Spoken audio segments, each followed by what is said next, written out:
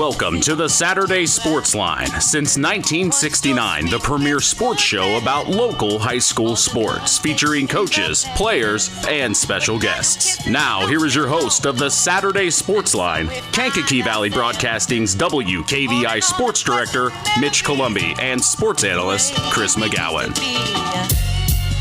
So that will be the end of the ball game. The Knox Redskins will beat the Mishawaka Marion Knights and become sectional champions. 48-18 is the final. Looking back, we seeing what we want to see. The way we used to be. And we welcome you to the Saturday Sports Line, the longest running high school sports show in Indiana, thanks to our very own Harold Welter. 9:03 a.m. Eastern, 8:03 a.m. Central, wherever you are. Good morning. This is your wake-up call. I'm accompanied by our sports analyst, Chris McGowan. What a game that was last night. Was a good game, and I like that this is your wake-up call. It kind of like reminds me of the Good Morning Vietnam. I like the little... That, or it reminds me when you're at the hotel, and you're on vacation, and you're like, can you wake me up in the morning? And that's what they say. I always like that. This is your wake-up call. But yeah, well, we're waking everybody up. A big win last night from the Knox Redskins, 48-18, as they beat Mishawaka Marion. And we talked about it all night last night, Chris. The Redskins, you got to keep up with them. They're going to score a lot. And if you are going to have a chance to beat the Redskins, you have to score just as much. Well, yeah. I mean, there's no stopping them. So the only opportunity you have is to outscore them. It's going to have to be something both teams in the 50s or both teams in the 60s where both teams score, and it's going to come down to 2-point conversions or being able to kick an extra point. But to me, the thing that and we've talked about Knox's defense, but I think that they've kind of taken a back seat a little bit because of how good the offense is. But you looked at Mishawaka Marion last night, and just from the eye test, I said this off the air, you and I were talking before the show. The eye test, I'm looking at athletes all across the field for Mishawaka Marion. I mean, they had the 3 quickest kids on the field last night, and Knox's defense, they bent, but they did not break. Yeah. And that's been their MO all year. So I think the defensive side of the ball hasn't got the credit that they deserve. Yeah. Definitely a great night last night defensively. They had a fumble recovery. You said Maddox Kinder got in there, poked it out with his helmet, and then also an interception by Izak Singleton. Which he almost took to the house. He almost did right before you talked to Coach Radtke, and he was trying to get you to start working for him last night on the sideline. That was interesting. Yeah, well... We'll talk about that later. Yeah, we'll leave that one alone. Myles McLaughlin had 6 rushing touchdowns on the night. I've already done the Knox thing. He had 46 carries. Well, he's tried. McLaughlin had 46 carries for 383 yards on the ground. Quite a night. And we talk about time of possession. The Redskins had it 32 minutes and 9 seconds to Marion's 15 and 51 seconds. So the Redskins are starting to have the ball a little bit longer than their opponents the last couple of weeks, which has been interesting. That's been a point. The first 9 weeks, it hasn't been that way because Myles is, every time he touches the ball, he's going 80 yards for a score on one play. Yeah, no kidding. So, the defense ought to be pretty good because they're getting a lot of practice. Yeah, no kidding. They're on the field They've quite played a bit. multiple games at this point. But anyway, a big win for the Redskins, 48-18. We'll talk with Russ Radtke here in this hour. Tough loss last night for the West Central Trojans, but congratulations to the LaVille Lancers. They are sectional 41 champions, beating the Trojans 49-6. The Trojans finished their season 10-2. Yeah, that's about where I expected them to be. Still got a great season. Obviously, at 10-2, you made it to the sectional championship. Still can't quite get over that hump. LaVille is a very good football team, and I look for them to give Pioneer fits next week in the regional. So nothing to hang your heads over if you're the Trojans this morning. We'll talk with head coach Marc at the bottom of this hour. Something I forgot to mention, there's just so much going on with Myles. Last night, he became the season scoring record holder, a single season scoring record holder in the state of Indiana. He surpassed Sheridan Brett Law from 1988. That record stood since 1988. Myles McLaughlin broke that last night. So now he's the all-time career rushing record holder in the state of Indiana. He's the all-time scorer in career-wise in Indiana. Now he's the single-season scoring leader in the state of Indiana. He moved to third on the all-time career rushing list in the nation. Pretty impressive. This is crazy. So, and there's a lot more that we're forgetting. I think it's going to, like Coach Schoaf said last night after the game, I think it's going to be easier to start naming the rushing records that he doesn't have. Yeah, no kidding. So we appreciate Tim Knowlton always keeping us up to speed on the stats. He's the official statistician for the Redskins. So I wanted to get that information out there. We'll talk to Myles in the second hour, right before the Where the Now segment. He kind of we dive in with a little bit more. We find some interesting information behind the scenes about this year, but also he talks about breaking that record last week. So that's a great interview. And then at the top of next hour, we have our Athlete of the Week interview with Keagen Everage. But we will stay with Knox, transition to girls basketball with head coach Rob Krueger. What, you got something already? Yeah. Before we get this interview started, I got to thank Neil Minix for hiring Rob Krueger to be the girls' basketball coach, because what that means is on Saturdays when he gets to come in, his lovely wife Billy always makes us something, and then the tradition. Oh my gosh, are you serious? And the tradition has continued. I'm going to assume that Billy made these. I don't think you're going to get up and cook it on a Saturday morning. Are you, Coach? Probably not. Probably not. Good. Yeah. So I think she really just does it so she can get her name on the radio. I think so too, and that's fine. Those are made special for us. Yeah, I will continue to say Billy's name on the radio as long as Wow. I'm good. And she was in charge of, she works in the central office there. Well, thank you very much. That is nice of you, Coach. Boy, you butter me up. What do you want to talk about? We'll let you run the show. Well, you were talking about football there, and I was about ready to just jump in, and I had some things to add, but what you got? Let's see. Let's go and hear this. Well, what was impressive last night was, like Chris said, you used to Myles getting the ball and it's about 80 yards. Last night, what was impressive is it was like 8, 10 yards, 12 yards at a time, and then they scored. So, that was a little bit different last night. He did break the one in the second half. Right. That was a fun one. Yeah. But again, it was. And I even said it on the air last night during the broadcast. There was a play Knox ran, and Mishawaka-Marion defended it. They had everybody where they needed to be in the proper position, played the play perfect, and you still get 6 yards. And when there's nothing you can do at that point as a coach. You're just helpless. And you play it perfect. You had every kid that played the technique perfect, was in the right proper gap, gap integrity, and he still gets 6 yards. Well, it's interesting because, as you know, Chris, I run the chain, so I get to hear a lot of interesting things over there on the opposing sideline. They're probably pretty frustrated last night. Yeah. It gets a little frustrating for them, I think. But, I want to congratulate the football team and Coach Radtke and his entire staff on their run that they're on right now, and hopefully that it continues next week. We were keeping track of the score, the Angola and Garrett score, and we were prepared to travel to Garrett there for most of that game. And then I was stunned when I got home. I got a text that Angola somehow pulled it out. And then, Andy Thomas, who former Culver community coach, is the head coach at Angola. So that's going to be, Andy's an outstanding coach. And I think it's going to be a great. The way that game ended, that Angola scores with under a minute to go. They're down 28-21. They score. They actually go for 2, don't get it. So the onside kick, they get the onside kick, then they throw a Hail Mary that the kid catches at the 3-yard line. They spike it, and they kick the field goal to win it. Yeah, incredible. Well, let's talk basketball. Okay. All right. It's basketball season now, and I'm excited. This is my favorite sport. Whoa. I'm excited. I love basketball. I know it's Indiana. Yeah.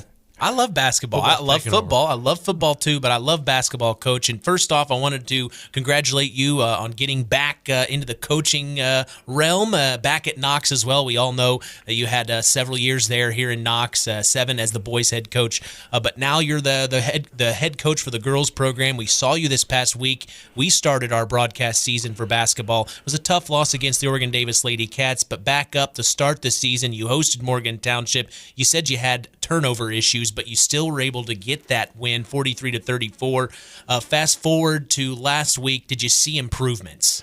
Yeah, there's definitely. We cut down on the turnovers against Oregon Davis. The problem was we didn't put the ball in the basket. I think our stats had us at 19%. Yeah, and even if you're taking care of the basketball, if that shooting percentage is that low, you're going to have a hard time coming out with a W. That said, going into the fourth quarter, we still had a shot at it, and I think we played a little bit on our heels that fourth quarter when things weren't falling. The baskets weren't. We weren't seeing the ball go through the hoop.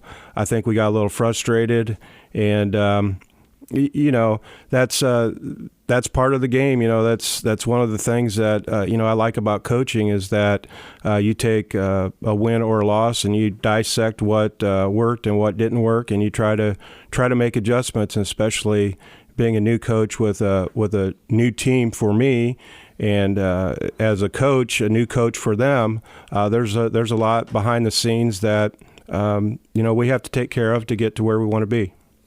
So let's talk about goals for this year. You come in, and this isn't your first rodeo, so I'm sure you're ready to hit the ground running.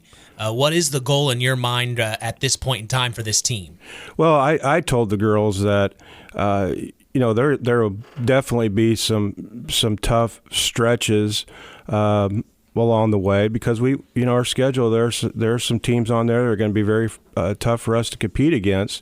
But I promised the girls that that we would always have a game plan of ready to go, that we would do our best to prepare them to implement that game plan, and that our primary goal is not only improvement, but hopefully we're a team that at the end of the year teams aren't dying to play. And what I mean by that is that they know that we're going to be prepared and that we're going to execute our game plan, and that's our goal. And that's a process, and it doesn't happen overnight, but hopefully we get to the middle or the last quarter of the season, we're starting to really see that.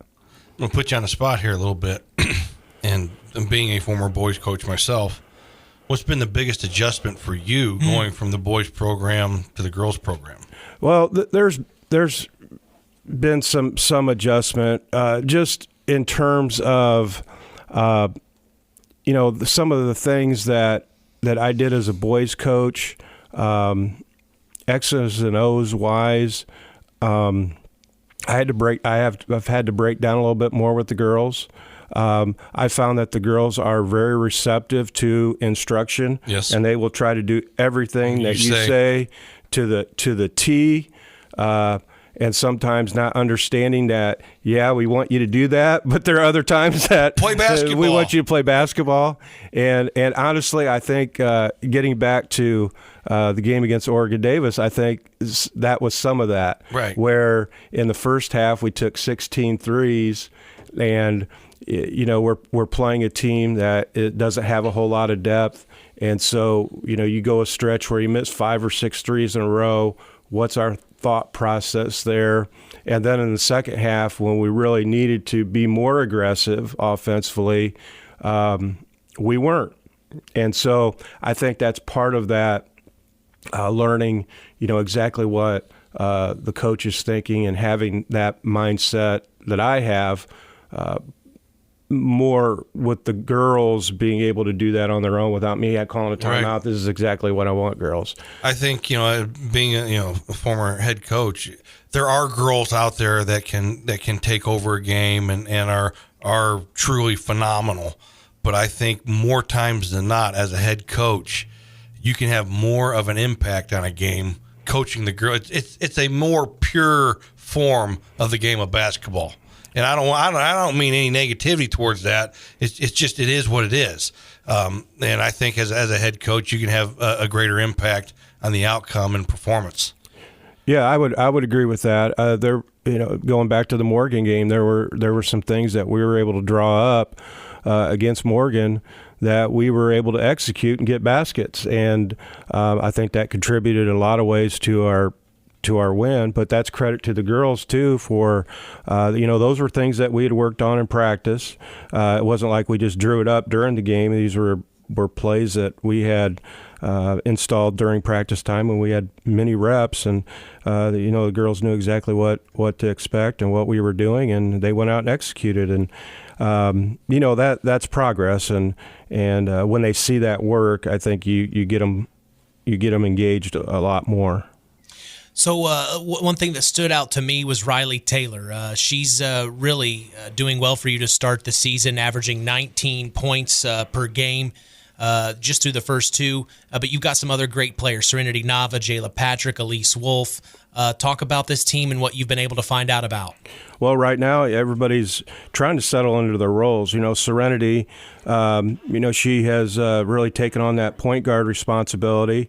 And she's, Chris, as you know, that the point guard is like a coach on the floor. They've got to know their spot. They've got to know everybody else's spot too. They have to have a firm grasp on what the coach is trying to get accomplished on the floor, and that could be a lot.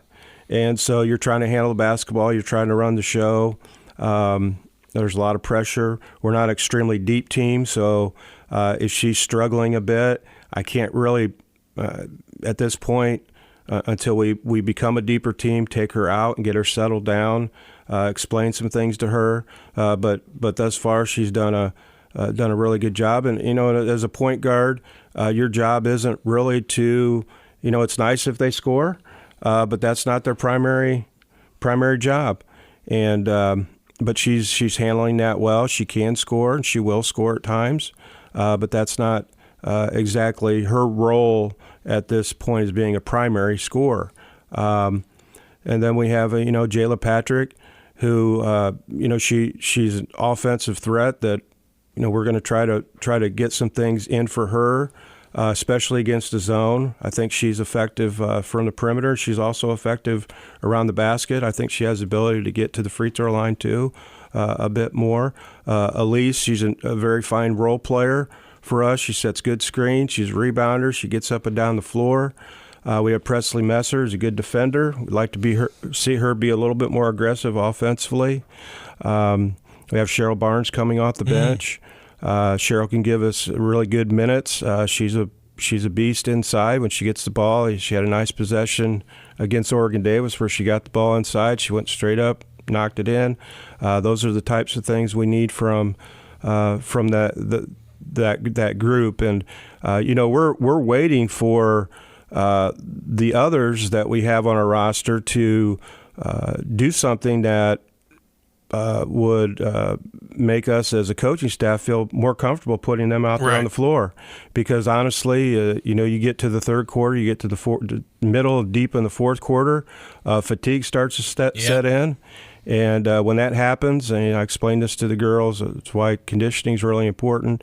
The shots don't go, the turnovers increase, you lose your mental faculties, and you don't perform as well when you're fatigued. And we're waiting to get some girls in there that we feel comfortable we can throw in there and give those other girls a rest.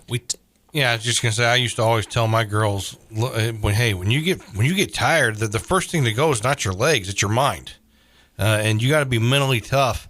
I think the other night, you're talking about having the confidence of going a little bit deeper on the bench. You got into some early foul trouble, and they kind of forced your hand a little bit, and that's where you girls sitting on the bench, you got to be ready to go. And when you get that opportunity, you got to make it hard for the coach to take you out. So you got to be ready to go, and because sometimes that's going to be forced upon the coach to put you in, and you got to make the most of it. So we talked in the post game the other night. You're in the middle of a 5-game road trip. Your first one was at Oregon Davis, but this week you've got 3 games: Tuesday, Friday, and Saturday at West Central on Tuesday, Friday at Tippy Valley, and then Saturday at Rensselaer Central. I doubt that Friday game's going to be played. Really? The weather? That you really think? No, so? Football. Oh, well, I mean, they'll be playing, won't they? Girls basketball. Why wouldn't they play? Why wouldn't you play the game? I have a feeling Chris is right on this one. Right? Yeah, I think they're not gonna make the girls go play a basketball game. They'll move it. They'll postpone it. Okay, well, I guess you guys know something I don't. But anyway, I want to play. Well, Coach, you got 3 games scheduled on the road this week. Talk about West Central, Tippy Valley, Rensselaer Central. Just a short little blip of what you think you're going to see this week. Well, I know West Central, they're coming off a pretty solid season last year, and they have a lot of returners from that team. I've watched some film on them. Going to see a lot of zone, just like we saw against Oregon Davis. So, starting yesterday and then this morning here in a few minutes, we're going to break down our zone offense, try to get some things solved and what's open there. They're seems like on film they're a very quick team, with some players that are very comfortable shooting from 3-point range. So rebounding is going to be a factor, and we're just waiting to hoping to take that next step and improve as the week goes on. Honestly, with Rensselaer Central, which is going to be our next opponent.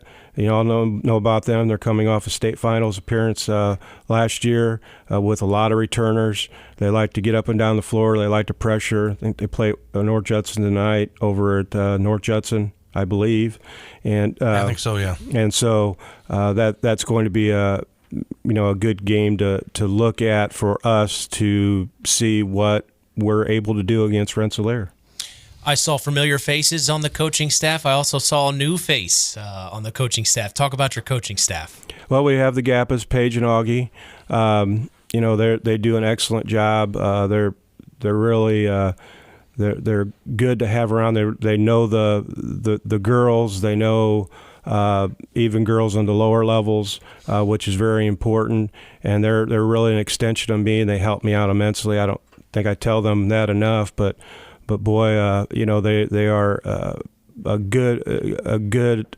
It's a good staff, and being a coach with a new group, it's really important to have that comfort level that you have a good staff, and I really do. And I have Lily Frazier, who's been in helping quite a bit. She's been even traveling with us, so hoping that we can get her at some point at the high school level. She's out of eligibility, but she's a former Jay. Well, she's a Blue Jay. I can't believe you guys got her at Knox. That's incredible. Yeah, she's wearing red the other night. I told her, I said, "Boy, you're wearing red. I can't believe this. You're all in." Well, it's got to be an interesting household. Her husband's a Knox grad who played for me, so I'm sure he's told her some interesting stories. Oh yeah, I bet. None are true. Sure, but yeah, it's been a thrill to have Lily on board too, because she's really into it. I mean, she misses the game. She really truly loves the game, and after her playing career, I think she has a bright future in the coaching field. Well, Coach, I sure do appreciate your time for coming in. It's great to finally meet you and get you on the air here on the Saturday show. Appreciate the treats. That's very nice. Thanks, Billy. Yeah, Coach Radtke never brings us treats. Well, I don't know if I trust what he brought us, if he brings us anything. Well, we're going to see you a lot this season, Coach. Well, I appreciate it, and I appreciate your coverage. And of course, I'm looking forward to the next time we talk. All right. See you down the road. Hopefully there's some more football involved, too. Yeah, absolutely. All right. That is head coach of the Knox Lady Redskins, Rob Krueger, here on the Saturday Sports Line. The Knox Lady Redskins hoping to have a good season. We appreciate them and their time on, tough loss against OD, but I think they're going to be okay. They've got some work to do. Rob Krueger's the guy. He's going to make it happen. We're going to take a break. Stay with Knox. We're switching to football. Head coach Russ Radtke, he's in the lobby. No treats. Come on, Coach. Don't go anywhere. Taking a break. More to come. It's the Saturday Sports Line. Takes it up the middle. Breaks away all the way. Touchdown, Redskins! Thimble takes the snap, spins around, throws to Gruber. Fumble on the play, and the Redskins will bounce on it at the 45. Oh, man. He found Vinny Gruber, and a big boy hit sends the ball rolling, and the Redskins pounce on it. After the assessed penalty at 2nd and 9, McLaughlin from shotgun takes the snap up the middle. He is going to get a lot of the yards back and more. It'll be a Redskin first down all the way to the 31. How do you explain that one, Chris? Just pure willpower right there. You gave them all those old time stars through wars and worlds. The Stark County Co-op has been a member-owned farm services co-op in Stark County since 1928. That's over 90 years, and they're still providing the same quality agronomy services to the farming community of Stark and surrounding counties. The Stark County Co-op is an LP and fuel provider. The Stark County Co-op purchases grain at both locations, Hamlet and Brems. You can reach them by phone at 1-800-782-3392. Stay tuned for more sports talk with Mitch Columbi and Chris McGowan on the longest running high school sports show in Indiana, the Saturday Sports Line. At First Farmers Bank and Trust, agriculture has been a cornerstone of our business for more than 135 years. Our personal relationships within the ag community run deep for multiple generations. If you're looking for a financial partner that knows, understands, and supports agriculture, I'd love to hear from you. I'm Izak Blue, Ag Banker at First Farmers. Come into our Knox, North Judson, or Culver branches, or visit us online at ffbt.com when you're ready to talk about growing your operation. First Farmers Bank and Trust, member FDIC, equal opportunity lender.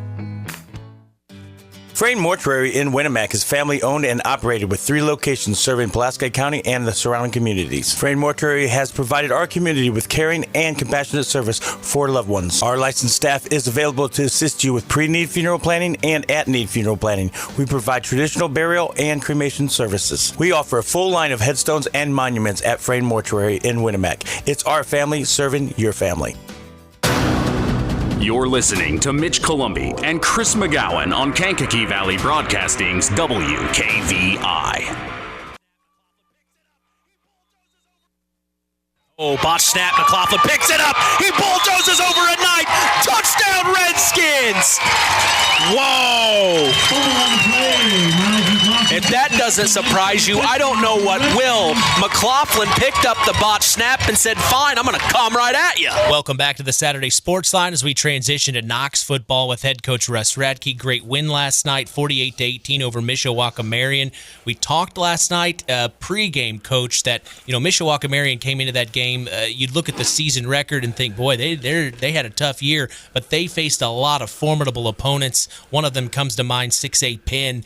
Tough loss for them in the regular season, but I mean, hey, you took care of business against a team that's seen some other great teams. Well, the atmosphere was fantastic, being able to play at home, and with that crowd playing as hard as we wanted our boys to perform was going to be necessary because, it's still Mishawaka-Marion. Knox has only beaten them, I think, now 2 times. So you're playing the tough, and you're going to get the tough results. So we're appreciative again. You're only as good as your opponent, and our opponent provided us a very strong atmosphere, both offensively and defensively. Some second half things and so forth should have happened, but you can't dwell on it right now. We got to go. We should have knocked that touchdown in and got the clock running, I guess. Got down there near the goal line. We figured if we didn't get it in, hey, we're holding them. Next thing you know, what was a 90-some-yard touchdown pass.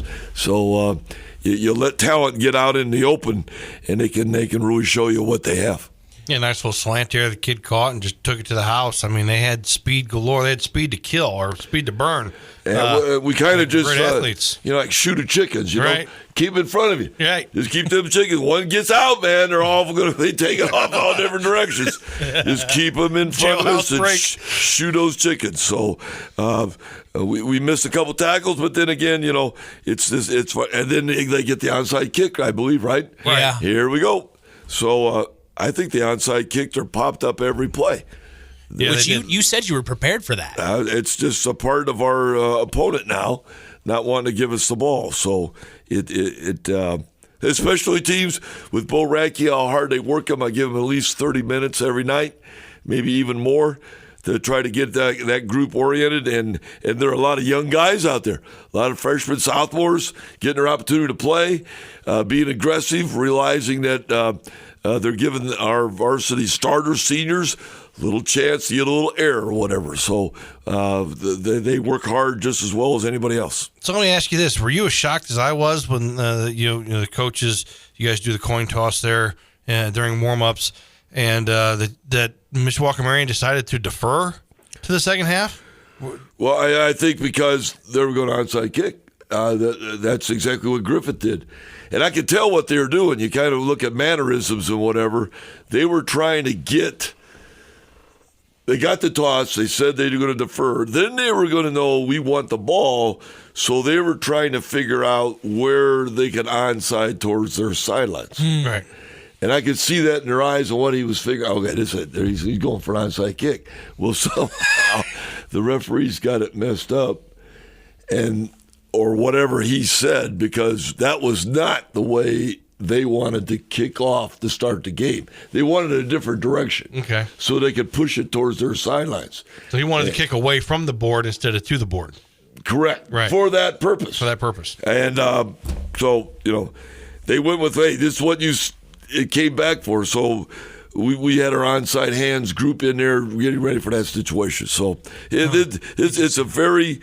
and they only played 2 or 3 guys both ways. A lot of youth in their program. Like a lot of guys, they're 2 pages deep in 3A football. Right. And they're just who they are. They got the situation for us offensively to control. I said we had to get that adjusted. Knox had the ball for 32 minutes. They only had it for 15 minutes and 51 seconds. So that is a difference. And they're 59 plays rushing to their only 21. So, sometimes you're just going to nickel diamond. They're going to pop it all the time. But that clock's in your favor, and that's what right now you just try to find a victory. That's all you got to do. Yep. You just get a victory, get on, move on, worry about how to correct it next year or what you're doing in your videoing. Well, yeah, and that's, early on, you guys had a few false start penalties because of what Mishawaka-Marion was doing defensively. They were lining up in that 4-4-3 defense, and at the last second, bringing that guy down, the one linebacker down, and making it a 5-man front.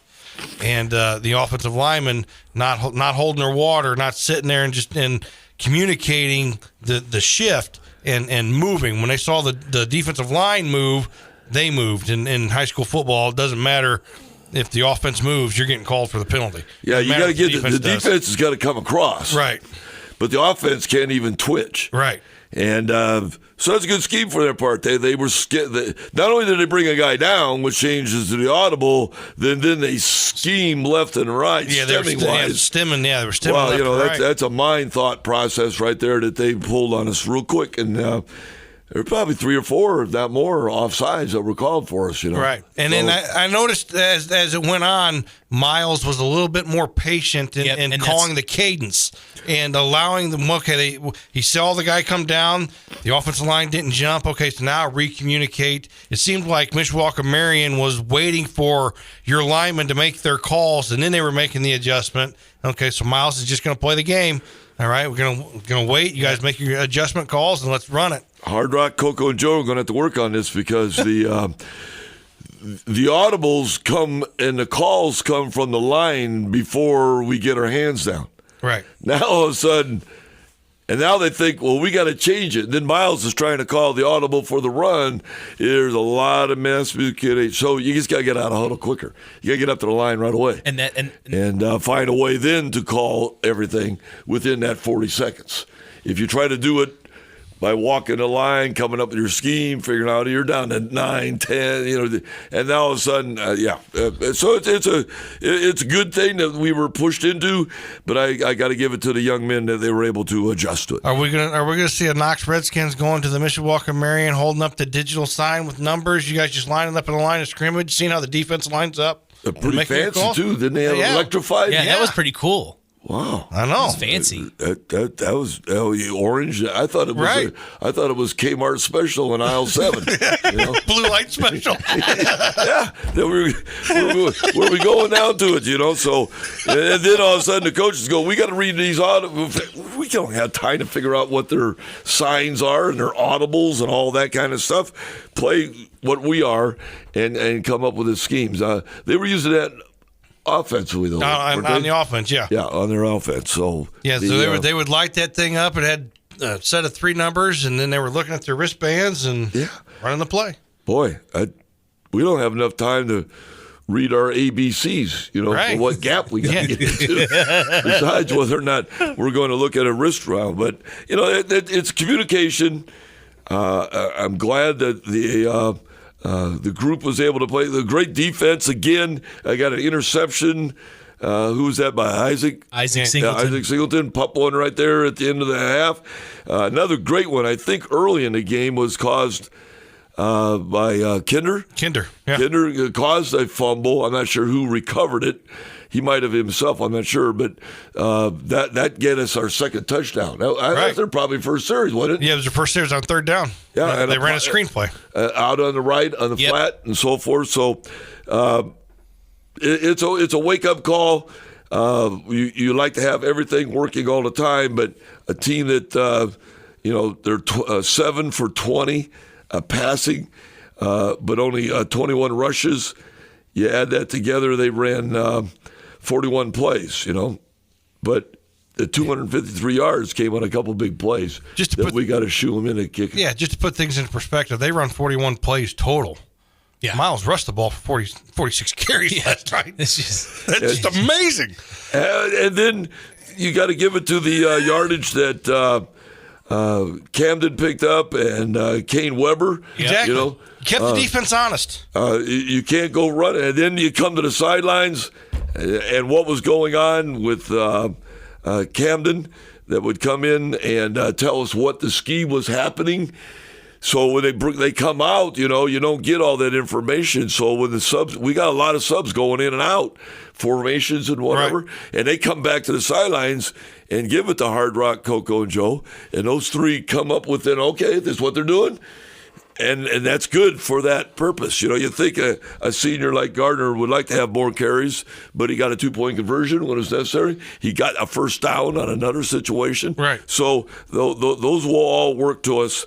And we'll keep producing that. And so right now, even like I'm going over Camden again, he's at a fireman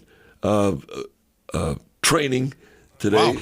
So he isn't able to be at practice, He apologized for it, but he's got to do his job and what's important for his life. Yeah. And being a volunteer fireman is something that he's looking forward to. So we'll take all those things together and put it there. I'm tired, not tired. We're not going on with any more of these records, We're just playing football right now.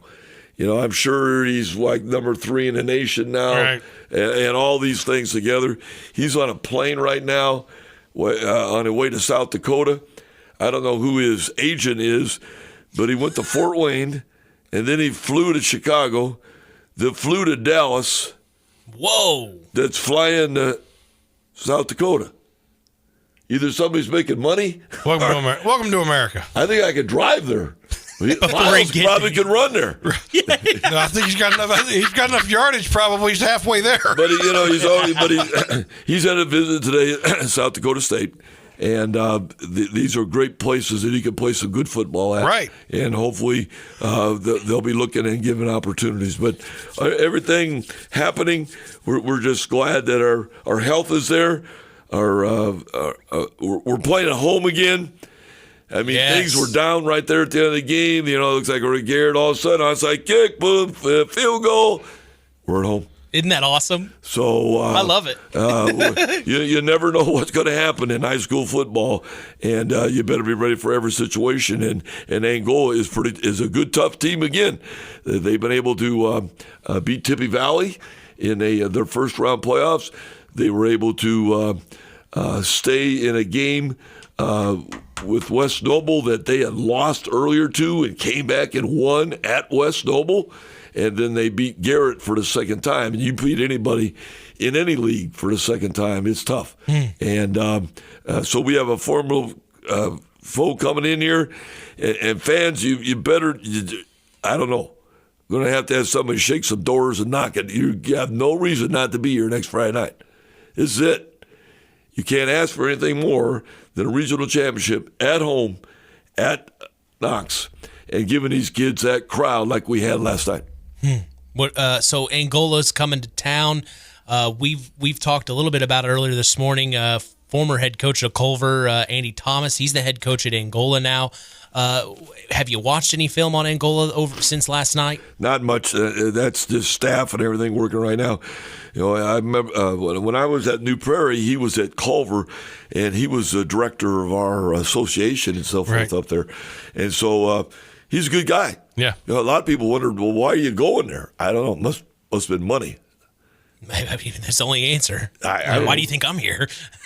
Or why I won't be here. Yeah. Or why I won't be here. Yeah, exactly. What are you saying, Coach? I know money talks, but what are you saying, Coach? Money buys the eggs and the groceries, Yeah, that's how I eat. So, like this week, I'm losing money because I can't officiate basketball. You told me you were going to be at the game the other night. I didn't see you. Well, I found out I wasn't scheduled to do that one. Yeah. But I got a couple games scheduled for this week, so we'll bypass that. I think the assistant coaches said, well, you go ahead and do them. We'll probably have a good practice. But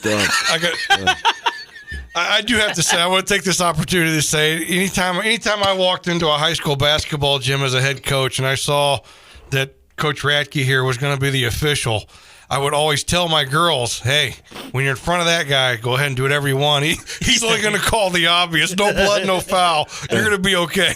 Long as if there's an elbow and an elbow, okay. But if there's four of them, we're going to have to call that one. Right. You know? So he's going to let you play. Just be smart about it. But, yeah. Have fun. That's why I appreciate that as a coach. Well, it's the way the game has been coached and played in that basketball realm. Right. Too. Doesn't matter if it's girls or boys. Right. Everybody's always trying to see what it is. We had a great crew here last night again, and that have put a lot of years and time in to get where we're at. That was a good crew. And so we will see the best of the crop showing up at each game from here on out. But anytime you can get a game at home at this spot right now is the most important thing. Because it's a long ride from Angola. Yes, it is. Like last year, it was a long ride to Garrett. So we'll take this opportunity and challenge, and look forward to our defense last night again. I really want to give it to those guys. We always talk about that offensive line, okay? But our defense was led last night by Brian Korcha. He had 4 solos and 4 assists. Then Cade Weber at 2 and 3 assists. And Easton Minix with 1 and 4 assists. Maddox Kinder, which you already said. And Keagen Everage, our 2 outside people. And then with Isaac Singleton coming up with that interception. So there's 9 seniors out there. We really rely upon them. We give them a lot of opportunity to play the game. And everybody talks about how the offense is working. But I'd hate to be the defensive coordinator or have to play defense knowing that, gosh darn, every time they score, we're going back out there again, And that's exactly what I was just sitting here thinking that, and that's what I said earlier. I don't think the defense gets the recognition it deserves because early on, especially in the season, you got 1-play drive, 2-play drive, and that defense is right back out there. And for them to only give up 17 points a game, and most of that's in the first half because you guys have been pretty much lights out at halftime in the second half. Well, the third quarter was that way. We shut them out. They stopped us on our situation. It was a weird third quarter, really. Yeah, it was. But the fourth quarter, we won 14-13, 16-13. Those 2-point conversions, like you brought up, Coach, every time you score 3 of them. Right, you're at the next touchdown. Right. And so you only got to get 3 yards. And right now, that running back we have is averaging about 12. 10.7. Right. 10.7. He's averaging a first down every time he carries it. So maybe we should go off sides and start from the. Well, hey, there are coaches out there that never punt and they onside kick every time, no matter where they're at. I've had some teams that I had a team one time that ran a fake punt from our 5. That might have been me. No. That's why I'm here now. Now that's a fake punt. That's a fake punt. A fake punt from your own 5-yard line. So, and then nothing else was working. It's in the book, right? There's no way they're going to fake this. They're their own 5. Yeah. And so I think with the group, as you're saying, that young lady that was after me last week in the station wagon, I don't know, she had something else to do this morning or whatever, but I got here without being yelled at about her defense, and so we'll take that as a positive. And there's a lot of communications and things going on. People are having fun. I'm just glad you're all having fun out there right now, and we'll keep these young men working as hard as they are. They got reminded that the locker room was kind of left like a mess this morning. They're in there right now. I don't have them on their hands and knees like Cinderella, but that locker room will be pretty clean by the time I get back. And I saw the post on Facebook yesterday by Knox High School. It was your 39th birthday. So happy birthay, Coach. Happy birthday. I was actually 38. I was 39 last year. Okay, 38, yeah. And then the cake looked pretty good, Coach. That was good. It was good. I like that. But the problem was, I never got no seconds. Those teachers and administrators dug in fast after we made that first cut, And you're trying to take Chris away from me. You want him down there on the sideline with you now. Well, he's analyzing things that reminded me to get inside with that type of adjustment. Anything that we could get, and then what he was bringing up at halftime was something that we need to look at. And he sees it from a different perspective, angle-wise and whatever. Right. And he can see what's going on out there. And what we have to do is we just always have to keep bending and bending and bending like a rubber band. Keep them in front of you, and then when you only have to defend 15, 20 yards, it's easier to play defense. Yeah. Because you don't have to defend 90. And now we can snap and come at them, and I thought that's what our guys did a pretty good job. I mean, other than the long touchdown pass in the second half, their biggest play in the first half was on a quarterback scramble. And they caught you. You guys do a good job of mixing up man-to-man and playing some cover two and playing some zone coverages in the secondary, but caught you in a spot where you were playing man-to-man. And the linebacker that was supposed to help was Korcha, and he was up preparing for a blitz call that never came. So by the time he got out of there, one of them big guys, I mean, their offensive tackles were what, 6'9"? Yeah. 300 pounds? Right. They didn't even get down in a stance. Right. They were on the elbow, and so they're going to get you if you get up in there too close to them. Make them come after you, then you can dodge them and get around them. Well, yeah, and that's what I'm saying. When at the front four, once you know, hey, if they're playing, knowing what's being played behind you, if playing man to man, that means you got to be more disciplined and stay in your lanes, because once the quarterback breaks contain and he sees all those red jerseys with their backs turned to him, of course he's going to take off, and that's what happened. And the one of them is on a massive rush to cause him out. Now, when he comes out of that pocket, the rest of you got to be ready for the scramble. Right. And that's something that we did a little different, and maybe the boys are going to have to work on that.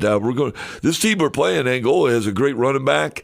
They got a great quarterback that's really putting the ball where he needs to. They have a little skate back that comes back inside with a lot of inverses and plays that direction, I understand. The basketball coach, Jason's the one that's telling me all this stuff. I don't know where he's getting the information, okay? But he's out there scouting. The boys' basketball varsity coach here is informing me every morning about, hey, you better get ready for this. I keep telling him, hey, we've got to win this game first. But he's getting information on the opponent. So it's all working together right now, and it's an opportunity to really, to think that you could win. I don't think at any other school I've been at have been able to win 4 sectionals in a row. Even though we've won a lot of them. That's incredible. Right. That's incredible. That is hard. And in 3A? Yeah. Wow. Sectional trophy is the hardest trophy to win. It's to get there. To stay healthy. 3 weeks and so forth to get everybody in that level. That one year we made a run to the state championship. I think we had a kid that had an appendectomy surgery in the first round of the sectional, but made it back and started for the state championship. So there's time in there. Right. It can happen. But you can't let things happen individually each week at a time. And that's the hardest thing.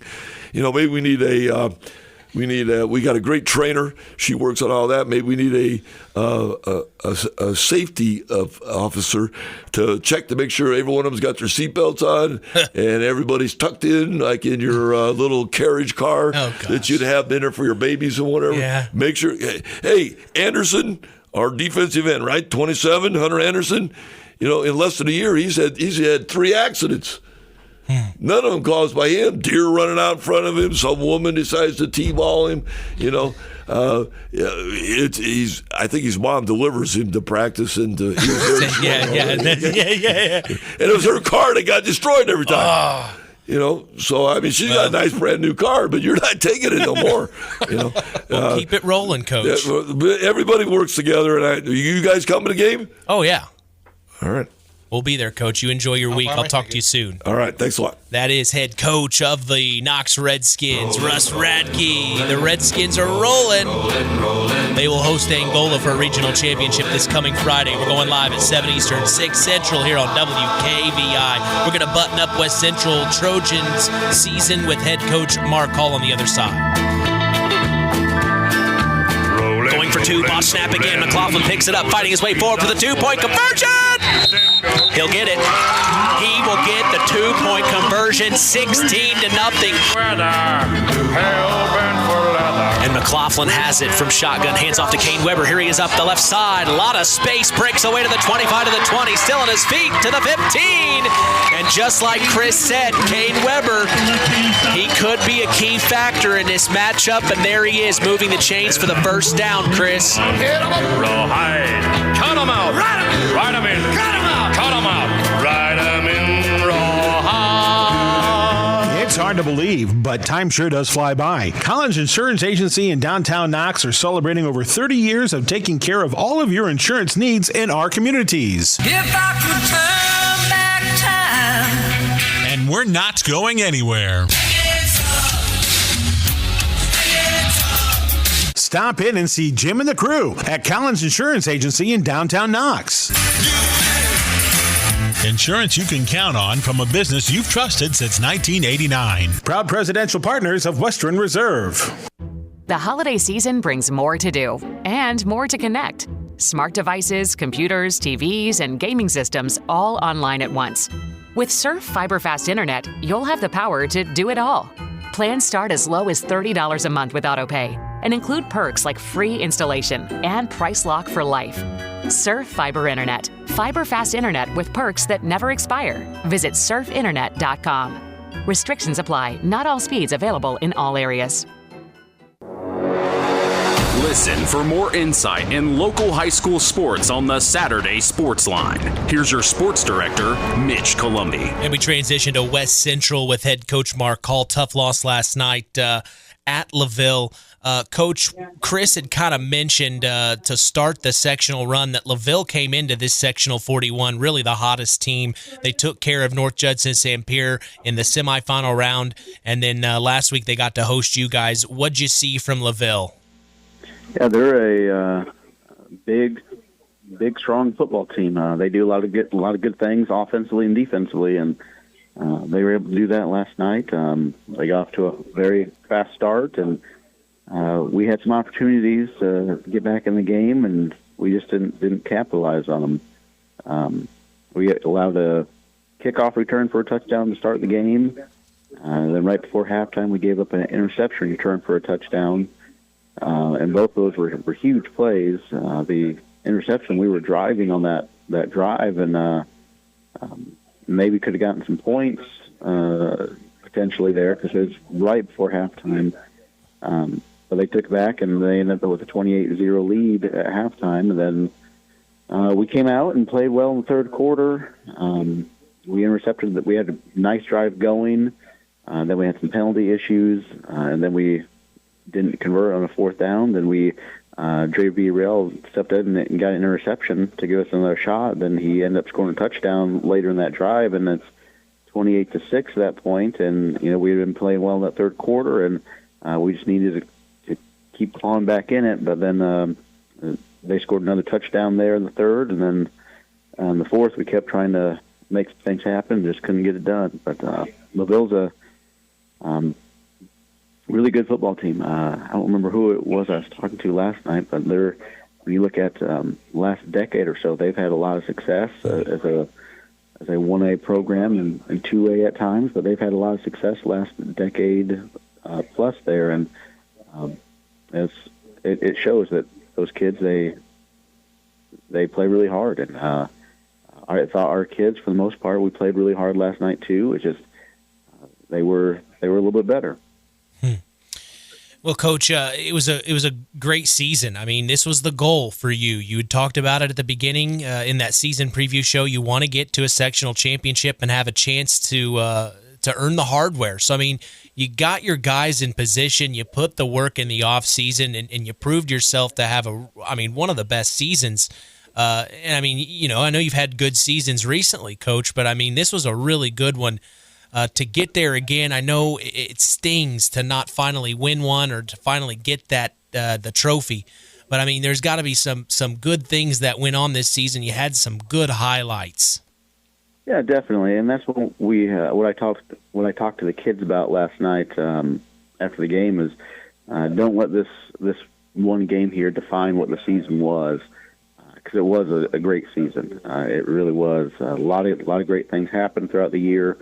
Starting off the year with our game one, beating Winamac and getting the tomahawk, and then unfortunately our next two goals we set, weren't able to get either one of those.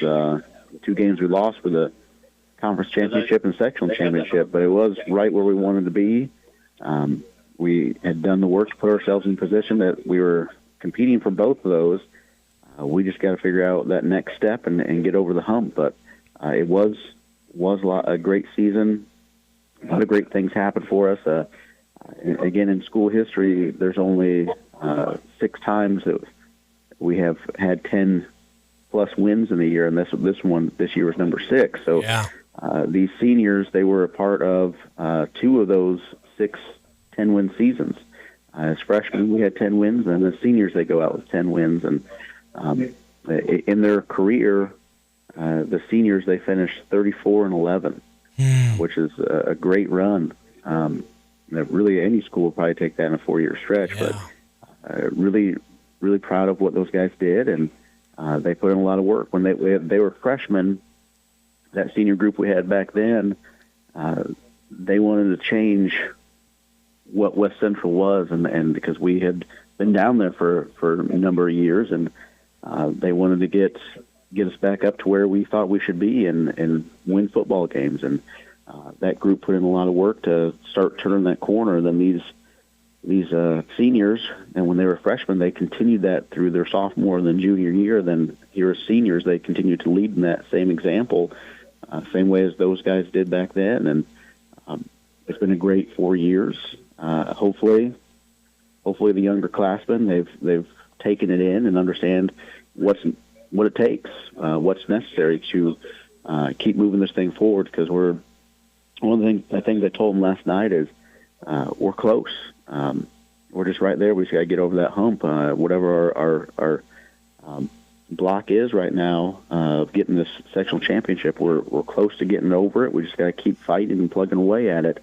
Because watching the game film again last night, we're close on some things. We're just right there.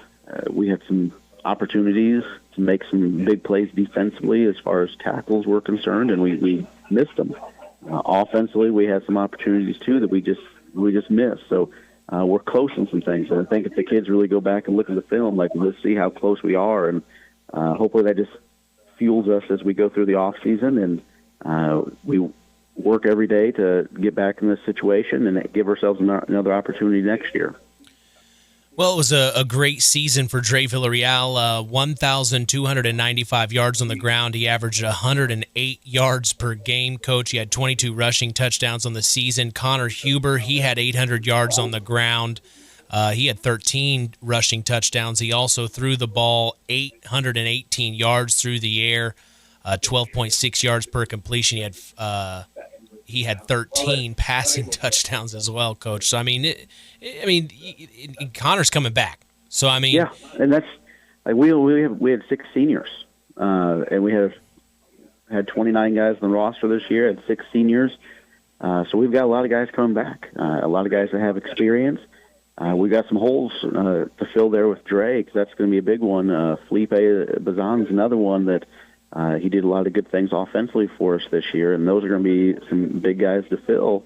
And then Rudy Maravilla, he has started for 3 years for us as a tackle on offense. So those three guys have probably played the most out of the six, but those are going to be some holes to fill, especially when you're looking at Dre. That's 1,300 yards essentially. Then when you add in the receiving, it was over 1,300 yards of offense and 22 touchdowns. It's 148 total points on the year that he scored, and then the last 3 years he's been our leading tackler on defense. So he's done an outstanding job.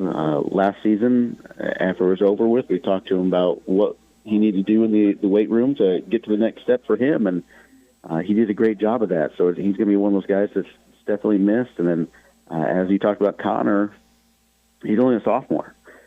He's going to be back. He did a great job this year in his first year running the offense. With what we run, it is difficult to learn sometimes and takes a little bit more time to fully grasp it, but he stepped right in and ran with it and did a great job. And very similar to another Connor we had a few years ago, Connor Marlatt. Yeah. He did a great job running the offense, and now Connor Huber, he's taken over the reins of it and is doing a great job. So Connor Marlatt, by the time he was a senior, he can run this thing in his sleep, and I think that's where Connor Huber's going to be at with this next year as a junior. So we expect a lot of big things out of him as we go forward. And then several of the other guys on the classmen, they're going to be back. We expect a lot of things from, like Keagen Gutwein had been out since week 3, but was able to come back last night for the first time, and he got some playing time and did some good things. You could tell he was rusty. Tegan Holly's back, and we expect a lot of big things from him next year. Then Landon Hughes up front has been a starter for us for a couple of years now already, and he'll be going into his senior year, so we expect a lot of big things out of him, and several other guys that we're going to need. And we do think that, as I said earlier, we're close on some things. So hopefully the guys, they understand that, and they're want to put the necessary work in the off season to put us over the hump, and then we'll have the incoming freshmen that will help fill some things out, and they're going to have hopefully the success they've had in middle school that's going to transfer over and help them in high school as well, and be able to help push us towards our goals. But those younger guys, they've had success in middle school, so now hopefully the more they're starting to play in high school, that freshman class, and now the next year's freshman class coming in, hopefully those things start to pay off for us. Well, I'll give you your time to talk about the departing seniors. Yeah, we'll start with Dre Villarreal here. On the year, as you already mentioned, had almost 1,300 yards and 22 touchdowns offensively. Defensively, he led the team with 81 total tackles, 10.5 for loss, and an interception. And his tackle totals were a little bit lower than his past 2 years because he was over 100 each of the last 2 years. But part of that is he didn't play as much in second halves, really, as he may have done in the past couple of years. But offensively did a great job for us. He set the tone for us as our fullback, and he's going to be a hard one to replace. He's a great kid, and I was talking to one of his older brothers last night because I've coached all three of them. And I said it's going to be strange not having one of them around and or one of them coming up, and so it's going to be the first time in this is my 15th year at West Central overall, and every one of those there's been either one of them in the program or one of them coming up. So it's going to be strange not having one of them coming up in the future here, at least for a little while. Then Felipe Bazan, as I mentioned, had 326 rushing yards on the year, 324 receiving yards, had 11 total touchdowns for us on offense, and he was one of our wings and did a lot of different things for us. And he was probably the fastest guy on our team and did a lot of good things when we needed them and would make some plays for us. And defensively, he was our safety and had 19 total tackles on the year and had 4 interceptions, so did a really nice job of just being on the back end and flying over the top and either getting an interception or breaking up some passes. And he was our return guy. That's been our punt return guy, kickoff return guy, and done a lot of good things there too. So he's going to be another one that's going to be a harder one to replace. Caleb Kovac is our next one, where defensively he moved from a corner to a outside linebacker for us this year, and ended up having 37 total tackles and 6.5 tackles for loss, and did a really nice job making that transition from being more of a pass-first player to a run-first player, and did a nice job setting the edge for us on the year and coming down and making plays for us. So he's a very quiet kid compared to the rest of these guys. So sometimes it was kind of difficult to know what was exactly going on with Caleb at times, but great kid to be around, very smart kid, and again, he's going to be one of those guys that you love having around because you know he's going to be doing the right thing all the time. And but it's again just great to have him around, and we're going to miss him. Cameron Neace, the next one, he had 10 yards rushing in the year and 43 receiving, but was our starting corner and had 27 total tackles on the year as one of our starting corners, and rotated in on offense in some different places at receiver and at wing for us. But another one of those kids that is a wrestler. He's very, very smart as far as how to get body placement on things, and his tackles were he's not the biggest of guys, so his tackles will look much more like some of the wrestling takedowns, the double leg takedown type things you'll see. And his brother, his older brother, was very, very similar in how they approach tackling, and they don't miss very often with what they do. So it's very nice to see that, and the progress he made from a freshman to a senior was great to see from Cameron. Another guy that we're going to miss because we always knew that he would do what we needed him to do. Marcus Davis, the next one, our other starting corner this year. He moved around a lot of different places. He had 15 total tackles on the year, but offensively, he was going to be.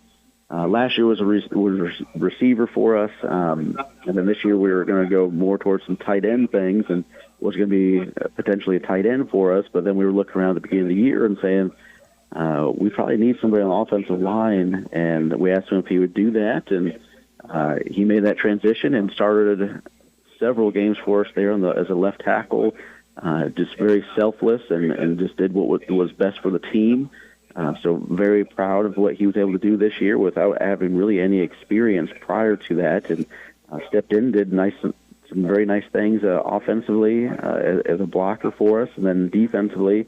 He's one of our taller guys, but out at corner did a really nice job staying with people and staying in good positions throughout most of the year. And you knew that teams were probably looking across and seeing he's got a lineman number on, so we're probably going to throw at him. And so he probably did get some more passes thrown at him that maybe he wouldn't have if he didn't have that change of number for offense. But did a great job for us. Again, hard worker, one of those guys that you're going to miss because he's did work very hard in the offseason for us to get better every year.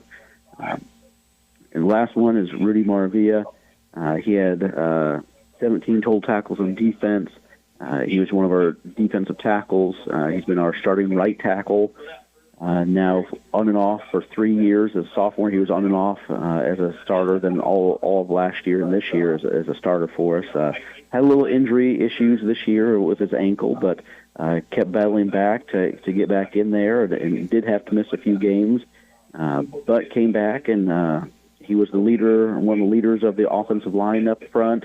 Would help with the communication on things along with Landon Hughes, but Rudy's one of those guys that he does a really nice job of getting on people and getting in their ear to help them out, to give them little pointers about things. And he's one of those guys that, again, he's played a lot of football for us. It's going to be difficult to replace a lot of these guys, but every year there's people, the new guys that will step up, and some of them are going to be surprises at times, and some of them are going to be ones that we expect. But all these seniors, they've done a great job of doing everything that we've asked of them. Again, just outstanding class overall as far as their push, their drive to get West Central to where we think it should be. And they've had a great career.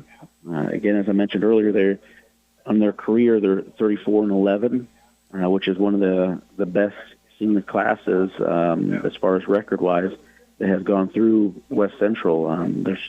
There might only be one or two, I think, that can come to mind that might be above them. So just outstanding job from all 6 of them. Talk about the coaching staff. Yeah, coaches, I'm very, very pleased with all of them. They've done a great job this year with everything that we have done. Our middle school staff of Adam Huber and Zach Dix, they did a great job with those guys down there and getting them to continue to build on the success they've had at the middle school level, and took it even a step farther this year by going undefeated and only gave up 14 points in the year. They scored 439. So the middle school program is doing great right now. And then those guys would help out on Friday nights. And then since their season ended, they've been there at practice and helping out where we need. And it's great to have them around as an extra set of eyes to help us out with things, especially on Fridays and then last couple of weeks. But those 2 guys have done an outstanding job. Then Greg Bushman, Nate Neely, and Dylan Ingram on the varsity staff of very, very happy with those guys. It's great to have them around. Like Nate and Dylan, they played for me, so it's great to have those guys back and see them in a different role and see how they've grown and see the young men they've become. And Nate's a dad and married, and Dylan, I'm hoping he's got some kids coming on the way here soon, but it's great to have those guys around, just to get to know them in a different aspect, because getting to know these guys as teenagers is different than getting to know them when they're in their 20s, upper 20s, and adults, and often in the real world type situations. But both are outstanding guys. And then Greg Bushman has been with me, I think 5 years, might even be 6 years now, but he just does a great job with everything, helping the kids out with everything they need and getting us prepared for different things throughout the week. And very happy with my coaching staff, and very, very, very blessed to have the guys that I do. And then the coaches' wives, they're probably the ones that deal with a lot of things that go unnoticed. But I do want to thank them for putting up with probably all of us that do have our complaints by the end of the day. But they do definitely go unnoticed dealing with a lot of those things.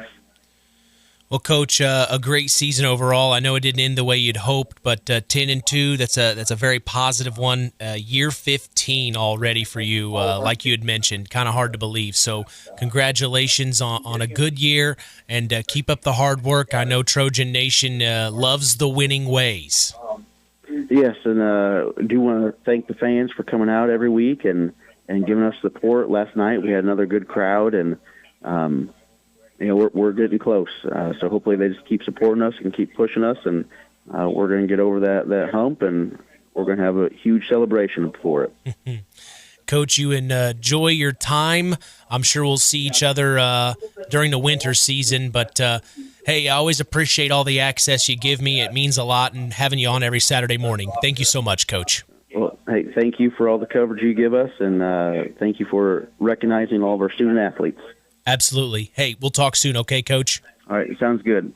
All right, Bye. That is head coach Marc Hall here on the Saturday Sports Line. Tough loss for the Trojans, 10-2 on the year. LaVille, they're looking good. LaVille versus Pioneer, that's going to be a good regional matchup. We're going to take a break, come back. Our Athlete of the Week interview with Keagen Everage is up next. Don't go anywhere. Yeah, but I did it anyway. And maybe some say life was safe. Thimble from the gun takes the snap, hands off to Krueger, crossing the 30 to the 35 to the 40. Big run here to the 45. Takes on McLaughlin, still on his feet, crosses the 50 to the 46. Big run there by Vinny Gruber. Gives Knights Nation something to cheer about here. from the pistol. Fimble takes the snap, steps back, looks to throw, rolls around into the pocket. He's going to tuck and run. Crosses the 45 to the 40 to the 35 to the 30. Big run, tackled by Brian Korcha at the 27-yard line. So smart move there by Mitch. Takes the snap, Fimble, misdirection. It's Krueger up the right side, breaks the tackle. It's Terrence Lane Jr. My apologies. Touchdown, Knights! He broke away, Chris. Quick runner.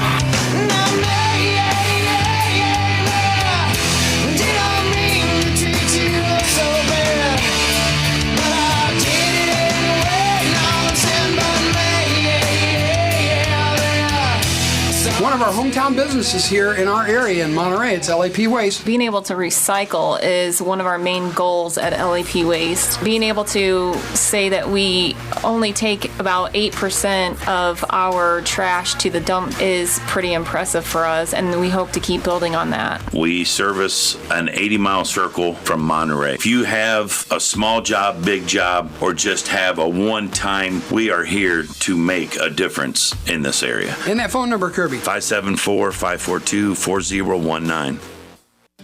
Frayne Mortuary in Winnemac is family-owned and operated with 3 locations serving Pulaski County and the surrounding communities. Frayne Mortuary has provided our community with caring and compassionate service for loved ones. Our licensed staff is available to assist you with pre-need funeral planning and at-need funeral planning. We provide traditional burial and cremation services. We offer a full line of headstones and monuments at Frayne Mortuary in Winnemac. It's our family serving your family.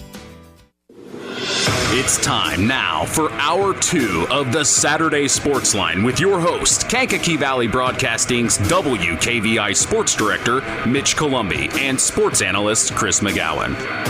We are back for more from the Pulaski Memorial Hospital studios. This is the longest-running high school sports show in Indiana, the Saturday Sports Line. It is time to talk about our Tyler Roth WKVI Athlete of the Week, senior football player from Knox Community High School, Keagen Everage. Keagen is a big part to this Knox Redskin team. Last week in the semifinal round of sectionals, he led the team in tackles with 8 and 1 assisted. His name comes up a lot during each broadcast, and head coach Russ Radtke said last week on the Saturday Sports Line he doesn't have to say much to get Keagen fired up and ready to roll. Without further ado, here is my sit-down interview with Knox football player, Keagen Everage. Keagen, you led the team in tackles defensively last week. You had 8 with 1 assisted. Really, your name comes up a lot in the games we've done this season when we broadcast your games. Your name comes up a lot defensively. So you're definitely someone we wanted to highlight, but also I think is very deserving of this award. Talk about the sport of football and what you love about it. Well, when I talk about the sport of football, it is something that I've done for a very long time, and I really like it, and it's really important to me. You know, what's interesting about this class for you is you were a part of the first team that went undefeated in the history of Knox football. And you think about that, you guys were able to go undefeated in the regular season again this year. To be a part of both teams that have done that historically, how's that make you feel as a player or being a part of this team? It's made me feel like really awesome how much like we've evolved throughout the years. What do you think it is about football in this area? I mean, it seems like here in Stark County, football is really something special here. Where do you think that comes from? I think it comes from families and like Pop Warner, thinking about back then how hard it is getting involved with it. Yep. Well, let's talk about this season. It's been a fun one to watch for us. What's it been like for you going undefeated again in the regular season, this time as a senior? How's it felt this year? It's felt more like important to me. It felt like in the heart, like how much we can do and what we can accomplish. And things like that. Yeah. Coach Radtke told us this past Saturday on the sports line that he doesn't really have to say much to get you fired up, and that you're able to kind of turn it on like a light switch. You just can flick it on at a drop of a hat, and you get excited, and you get in there, and we see the energy you bring. Where do you think that comes from? I don't know. When I was younger, my dad always taught me, don't let anything get to your head and kind of just keep going even when it's hard. Tell us your parents' names. My parents' names are Amber McCarty and Justin Everage. And talk about the support system they've been for you. They've been really supportive of me my dad comes to every game he can because he lives like 2 hours away, and he's just awesome. He supported me throughout, like, when I was younger. And then my mom is really important to me. I really love her so much, and she's done everything she can for me, and I just can't thank her enough. Who else on this team do you think we should know about? You know, we talk a lot about the offense on this team, but we've been trying to bring it up on the air a lot. This Knox Redskin defense, I mean, it can be stifling. What is it about the defense? But more importantly, talk about some of the guys on this defensive side of the ball you think we should also know about. I think Maddox Kinder is really good. Even though he's little, he likes to do what he can. And with his orange little wrist thingy that he keeps on every Friday, he's really good. I think Izak Singleton, he's pretty good. He's our coverage guy. And Ashton Walker has stepped up, even though he's a junior. I think he can do a lot more. And then Kane Weber and Brian Korcha, they all good at linebacker. Yeah, Brian had a couple of great sacks this past week. That was a lot of fun to watch. But also, let's talk about this coaching staff. What is it about Coach Radtke and the guys that you like? I think it's awesome to have them supporting you, also like teaching you new things and just showing you what football is about. A lot of the fans don't get to hear from the players directly. If you had a message for Redskin Nation as they follow you through this amazing postseason run, what would be your message to the fans? I want to say thank you guys for coming, and thanks for supporting us all and showing us that we have fans out there that know who we are and like what Knox is. What does it mean to Keagen Everage to be a Knox Redskin? It means the whole world. It's awesome to be a Knox Redskin. Well, Keagen, I sure do appreciate your time. Congratulations for being named our Tyler Roth WKVI Athlete of the Week. Thank you so much. Well, I appreciate Athletic Director Neil Minix for helping me set that interview up, as we are going to take a break. More sports talk on the way. You're listening to KVB's WKVI. It's the Saturday Sports Line.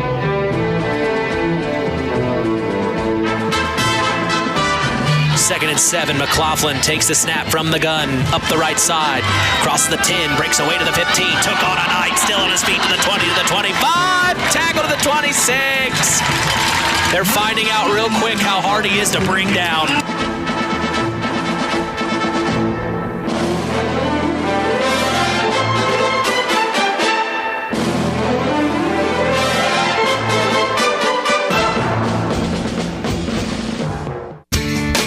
The Stark County Co-op has been a member-owned farm services co-op in Stark County since 1928.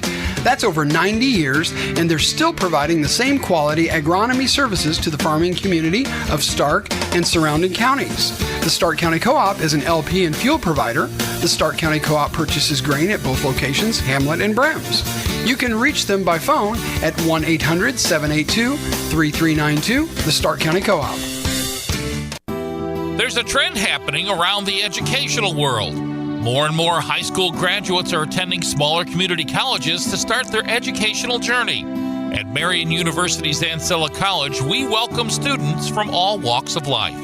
The opportunities at Marian University are endless, from living on campus to being a collegiate student-athlete. From day one, your professors will help you create a plan for a success at Marian and beyond. Find out more about Marian University's Ancilla College through our website at marian.edu/Ancilla today.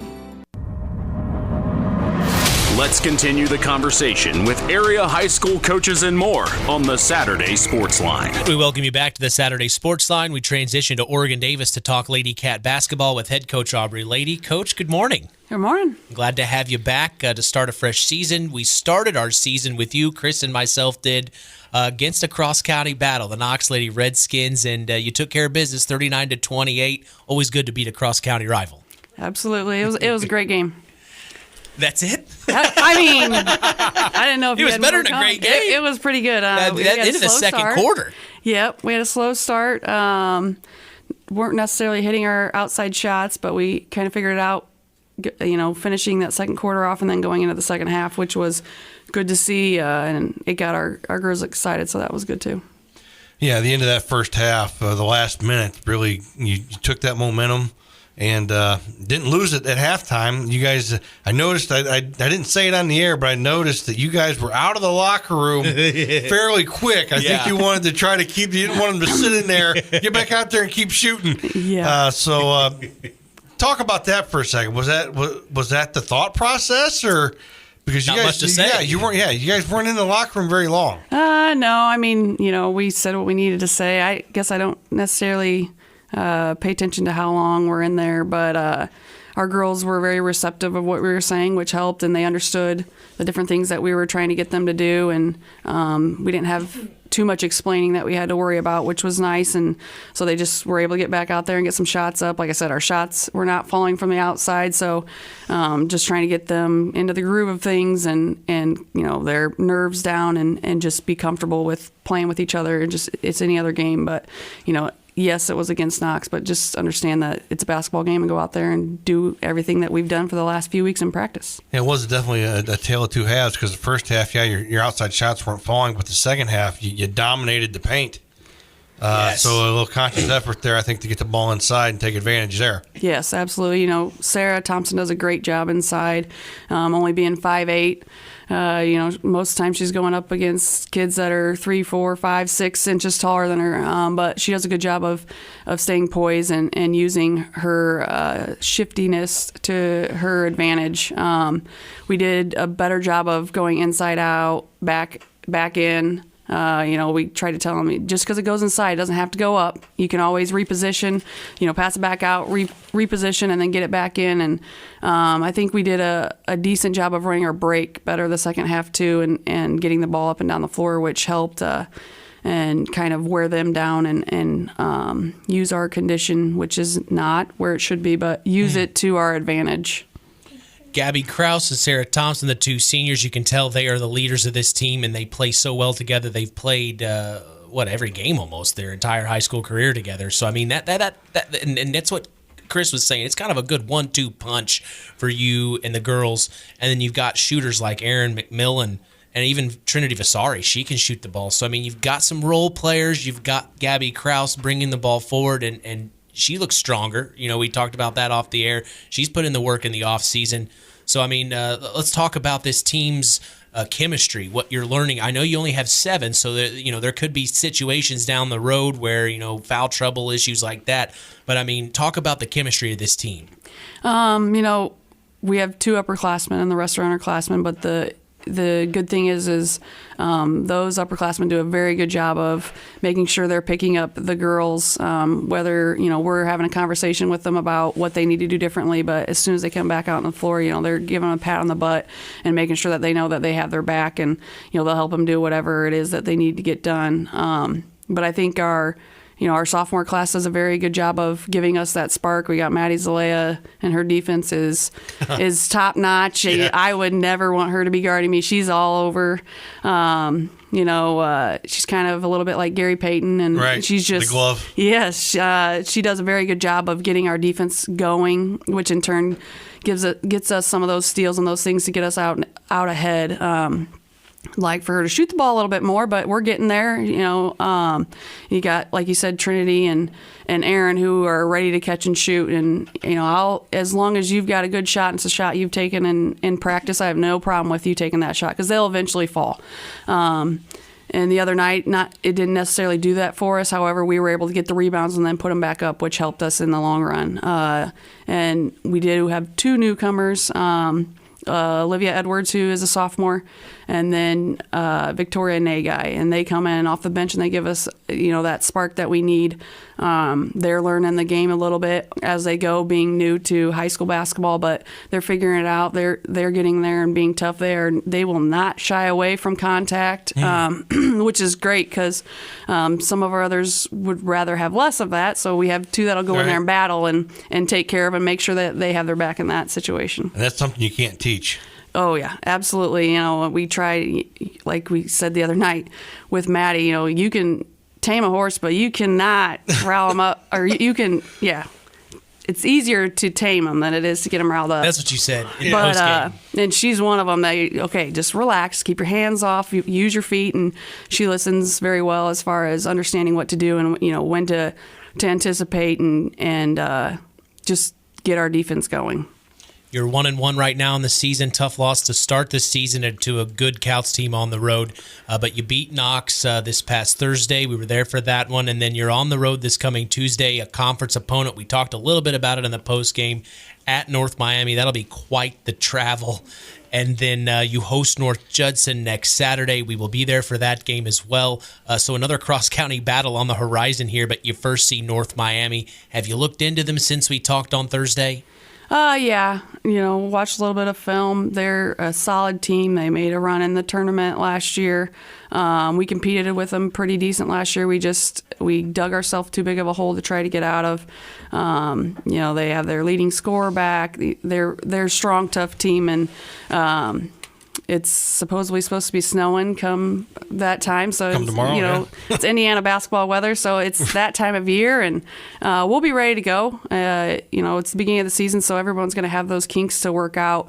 But like we said earlier, we have our seniors that are our leaders, and they always step up. They may not be knocking down shots, but they make sure that they are getting the ball to where it needs to go, and helping each other out as our coaches as well. And it's just a good feeling to have two seniors like that in Gabby and Sarah on the floor, and know that everything's taken care of, and that not just the game but the girls and their closeness and battling with each other. What's the goal for this year's Lady Cat team, in your opinion? Our conference is tough, but I think we can compete in it. It's whoever shows up on whichever night it might be. But I think we can compete for a conference title. And, we have the sectional at home again this year, which is nice. Huge. And, Elkhart Christian is probably the favorite in our sectional. But I think that, if we play the game that we're capable of doing, if we have those spurts like we did in the Knox game, but have them consistently throughout the game, and hopefully by that time of year we're able to do that, I think we can make a run into the tournament too. Talk about the coaching staff.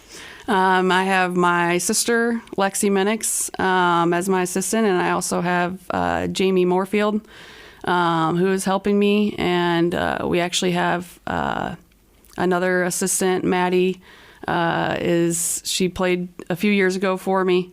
She's helping out too. So all former Lady Cats. All former Lady Cats. That is incredible. It's a family thing. That is so cool. You never get away from it. Once a Lady cool. Cat, always a Lady Cat, which is nice. And we always say that everyone's family, and we're all there for each other, and you're doing all these different life things that are going on, and it's just neat to see them come back and help out. And the girls, they watched them growing up, and now they're practicing with them and being able to learn from them and, and their experiences. And, they talk about the different drills, the catch-up drills, and how terrible they are, and the 55s. But it's fun to see that interaction with the alumni, and be able to see the family atmosphere that came from it. It's not just about basketball. We love to see what they do after they're done being a Lady Cat, because they all go out and they're very successful. They have children. I just ran into Ricky Hostetler, now was Reisner at the Finger Hut Bakery. And Wow. Seeing her with her little girl, and thinking that you coached, like I coached her a few years ago, and now she's got a little one of her own with another on her way. It's so crazy. So it's nice just to have that interaction and see everyone, and the closeness and the family, and oh, hey coach, how's it going? And so that's pretty neat, and hopefully the girls feel the same way about it. But I know for myself and my family, it's they are family, and we love all of them dearly, and just being able to be around and see those things are pretty neat. After I got our pregame interview, I was talking to Lexi and then assistant coach Moorfield, and I said, you guys ever just wish you could just just put on the shoes, lace them up, and get back out there? And Coach Moorfield said, yeah, especially when they're not listening to me. right. Just let me show you how to do it. I mean, we do it in practice, and we have a few jammed thumbs or some rolled ankles, and you're not as agile as you used to be. You figure that out once you're out there. But then you just knock down a few. Yeah, you knock down a few threes, and you're like, okay, I still got it. Yeah, I still got maybe shot. not at that pace. Did you see the video of Reggie Miller?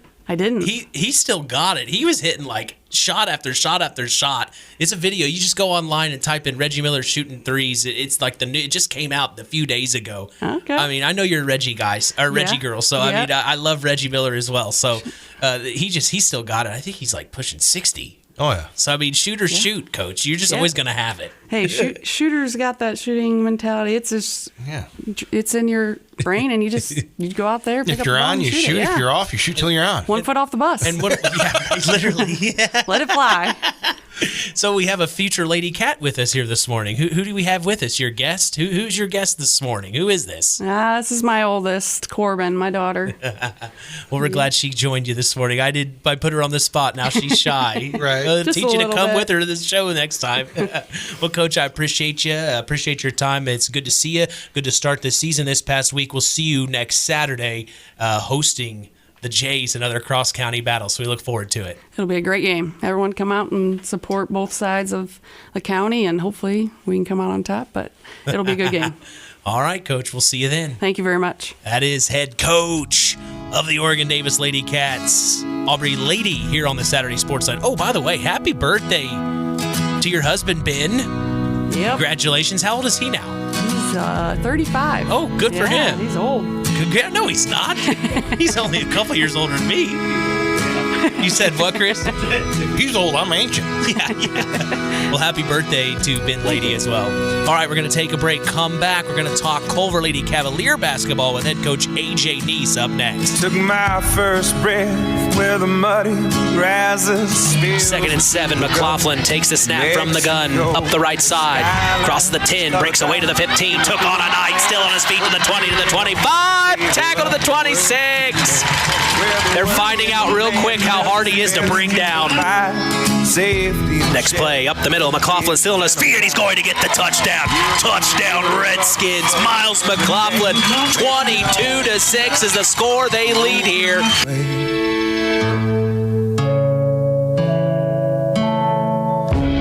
3rd and 8. Twins to the right. Thimble takes the snap, steps back, looks to throw, fires down the middle of the field. Broken up by Isaac Singleton. He had Lane Jr., but great defense there by Singleton, Chris.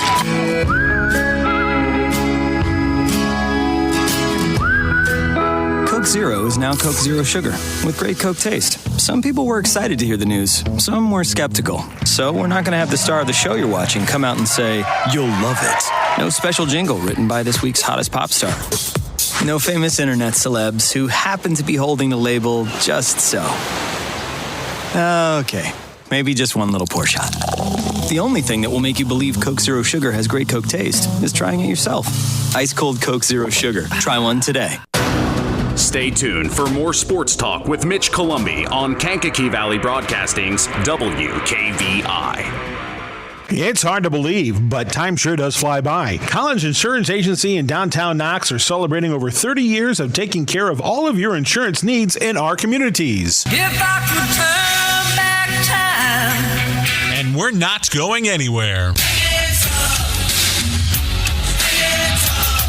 Stop in and see Jim and the crew at Collins Insurance Agency in downtown Knox. Insurance you can count on from a business you've trusted since 1989. Proud presidential partners of Western Reserve.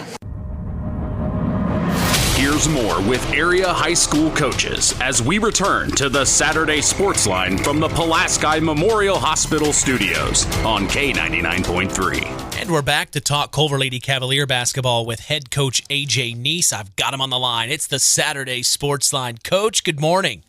Good morning, Mitch. How's it going? I'm doing great. First off, what an amazing soccer season it was. I know it didn't end the way you'd hoped, but boy, it was still a great soccer season. Now you move into the winter. You're the head coach for the girls team at Culver. You started off the season hosting one of your rivals, the South Central Lady Satellites. It sounds like from Paul Dunn, he was kind of keeping me up to speed as we were at Oregon Davis that night. It was a good game from what he was telling me. 38-34, big win for you against your rival. Let's talk about it. Yeah, it was a back and forth game. It seemed like both teams caught the turnover bug. It seemed like I think both teams ended up with like 27 turnovers apiece. So it wasn't a pretty game, but it was a good game, that's for sure.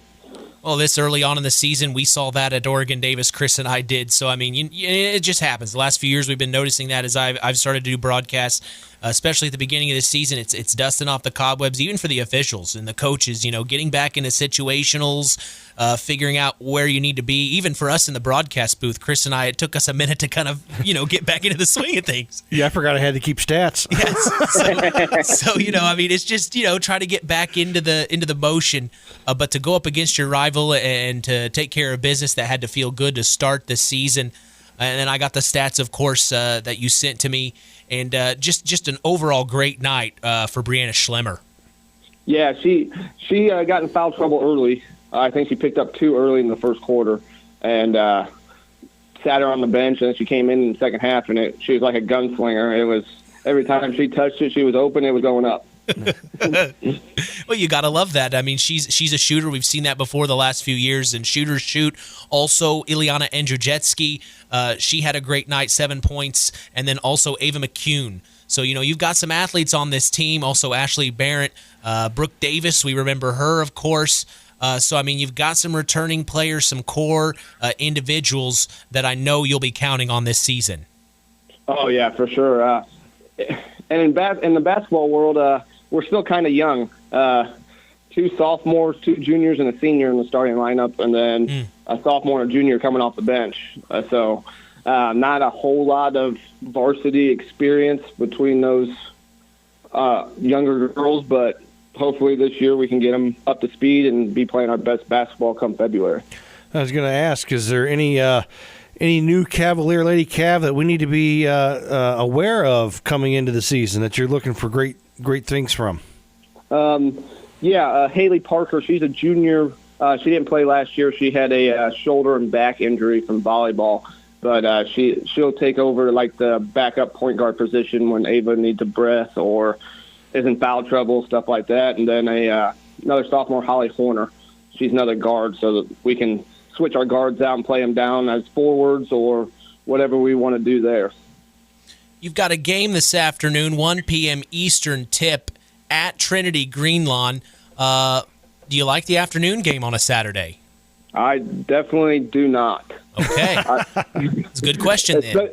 Especially middle afternoon. I'd rather it be an early morning or a late night game on a Saturday. But I know going up to Trinity, they got Notre Dame game tonight, so they try to make it for middle afternoon. Sure. But any time to play basketball is a great time. So you got to get on the bus here in a little bit. Talk about keys to the game. What do you need to do? Maybe talk about if you know anything about Trinity Greenlawn and the scouting you've prepared. But ultimately, I'm sure it's what the Lady Cavs need to do. Yep, and I've said it for soccer. I've said it the last couple of years as assistant. It's not about what other teams do. It's about what we do. If we do the right things, we're going to be in the ball game. I think last year we were 10th in the state in defense of average, and we're just rolling that right over to this year, only giving up 34 points to a pretty decent South Central team. That's one of our keys is keeping teams under 40 points a game if we can, and then trying to control the tempo. I think with our 2 sophomore guards, we got pretty much 2 of the fastest girls that I've seen with a basketball in their hand from inline to inline. And if we can control the tempo, we're going to be in a lot of ball games. Yeah, the defense did great last year, like you mentioned, only allowing 31.9 points per game last season. So you're carrying the defense into this season. We'll talk about the coaching staff and who you have with you. I pretty much kept the same coaching staff that we had last year. So it's me, Brett Barron is my assistant coach, along with Austin Zahner, and then J.B. Overmeyer, Jessica McEwen, and my wife is helping out as well, Allison Neace. Nice. Well, that's a good group, a good core, kind of like a family, so to speak. Yep, and that's what we preach every day with the kids. We got to be one big family. This is a long, grinding season, and we all got to stay together as one family. So I figured, why not bring the family we've had the last couple of years back and keep it rolling. I know your mind is on Trinity Greenlawn today, but we will see you this coming Tuesday hosting the Tri-Township Lady Tigers. That could be a good matchup as well. So we're excited to see you. We're going to see you several times throughout the season, Coach. I do appreciate your time this morning. What is your message right now to Cav Nation in hopes they come out and support these girls? Hey, I have all volleyball and soccer players, and we had great falls. Why not roll it over into winter and come out and support these girls? It's going to be a great season, hopefully with a lot of wins and hopefully bring some hardware home. I always love doing games at John R. Nelson. It's just a really cool gym, and then the updates. It's really fun to do a ball game there. Yeah, but I believe it's one of the best in Class 1A with all the stuff that Brett Barrett and Mike Zahner has done to that gym and the locker rooms and everything. It's one of the best. I always thought it was a great shooting gym. Granted, I could never shoot, but it was a great shooting gym. It was for you that. That's the thing that I've always said. Like, you're gonna know what kind of shooter you are when you come into Culver. If you're a good shooter, you're gonna make it. If you don't know, you probably ain't gonna make it there. Well, Coach, I look forward to talking to you a lot throughout the season and seeing you out on the court. It's a lot of fun. Man, Coach, basketball's here. I mean, if I feel it. I know we're still doing football games, Coach, but man, this is my favorite time of the year, Coach. I love it. Yep, me too, Mitch. It is a great time of the year. It's just like I told the girls, hey, you guys didn't get a break coming from volleyball or soccer, and neither did I. So let's just keep it rolling. Let's keep the wins coming. Yeah, neither did I. I love that, Coach. Well, keep up the hard work, and we'll talk soon, okay, Coach? All right, thanks, guys. I appreciate it. All right, that is head coach of the Lady Cavs of Culver, AJ Neace, here on the Saturday Sports Line. We appreciate him. We're going to see him this coming Tuesday hosting the Tri-Township Lady Tigers. Should be a good one. We'll be going live. Well, it depends. We'll see how the JV game, if there's a full JV game or a half JV game. But right now, we'll plan to go live at 7:30 Eastern, 6:30 Central. Just follow us on social media. Day of, we will announce what time we are going live. Taking a break, coming back, we're going to have an exclusive interview with Myles McLaughlin as he talks with us about the records he broke last week in the semifinal round against Griffith. Interesting conversation here with Myles. You might learn a little bit about him that you wouldn't in other interviews. That's here on WKVI. Don't go anywhere.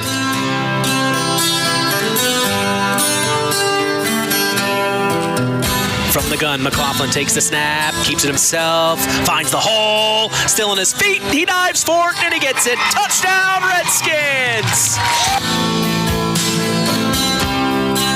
Mitch, he's going to take it, steps back, looks to throw, he's going to throw, intercepted by the Redskins. It's Izak Singleton to the 30, to the 35, to the 40, to the 50, 40, 35, 30, and he's tackled at the 29, and that will be the end of the first half.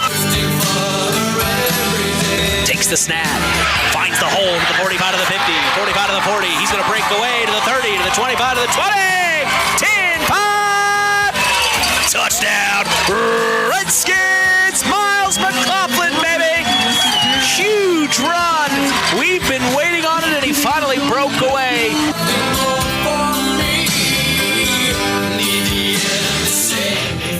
Fiber internet plans start as low as $30 a month with AutoPay when you switch to Surf. The holidays means more guests, more devices, and more reasons to get blazing fast fiber internet. With Surf, you get all the speed you need, plus perks that never expire. Free installation, no contracts, unlimited data, and price lock for life. Surf Fiber Internet, local service with perks that never expire. Visit surfinternet.com. Restrictions apply. Not all speeds available in all areas. Pulaski Memorial Hospital. Quality care, closer to home.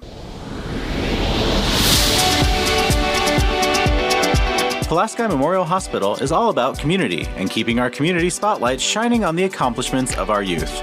That's why PMH is proud to be a sponsor of our local high school sports action on WKVI, our community radio station. Pulaski Memorial Hospital. Quality care, closer to home. Now let's return to more of the Saturday Sports Line with WKVI Sports Director Mitch Columbi. And we welcome you back to the Saturday Sports Line. Last week, the Knox Redskins football team took care of business in the semifinal round against the Griffith Panthers. But it was a historic night, a record-breaking night, as Myles McLaughlin became the all-time career-leading rusher in the state of Indiana, also the all-time scorer.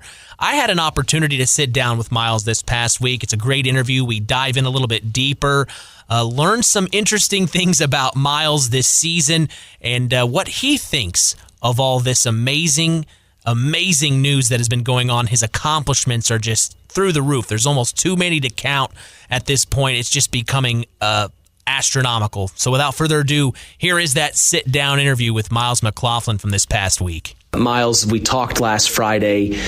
You kind of said it hasn't sunk in yet. It's been a few days now. We're here on Tuesday. I know this will air on Saturday.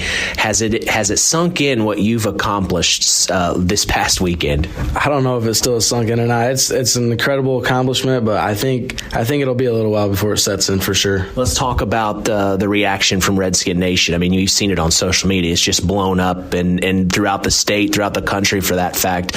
What has been the messages that you've been received? What give us a general overall what you're hearing from the fans and friends as well. What's the message you've been hearing?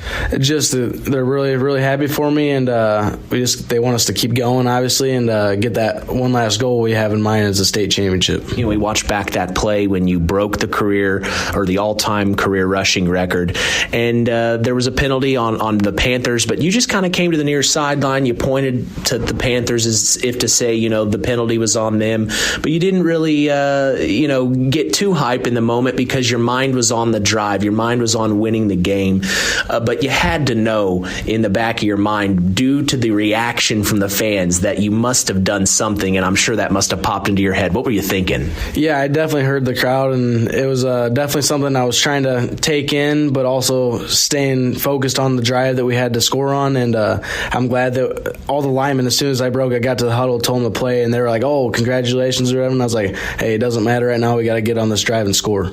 Yeah, there was also, I believe, one of the Panthers that tackled you on that play. He had kind of mentioned something to you. I don't know if you're able to tell us on the air here what he said, but it looked like it was a cordial conversation, just a little comment. What did he say to you? Well, I told him he face masked me, and he was like, well, congratulations on the record, and I was like, I appreciate it. I figured that's what he said. I knew something was said between you two because he helped you up, and it was a sportsmanship moment.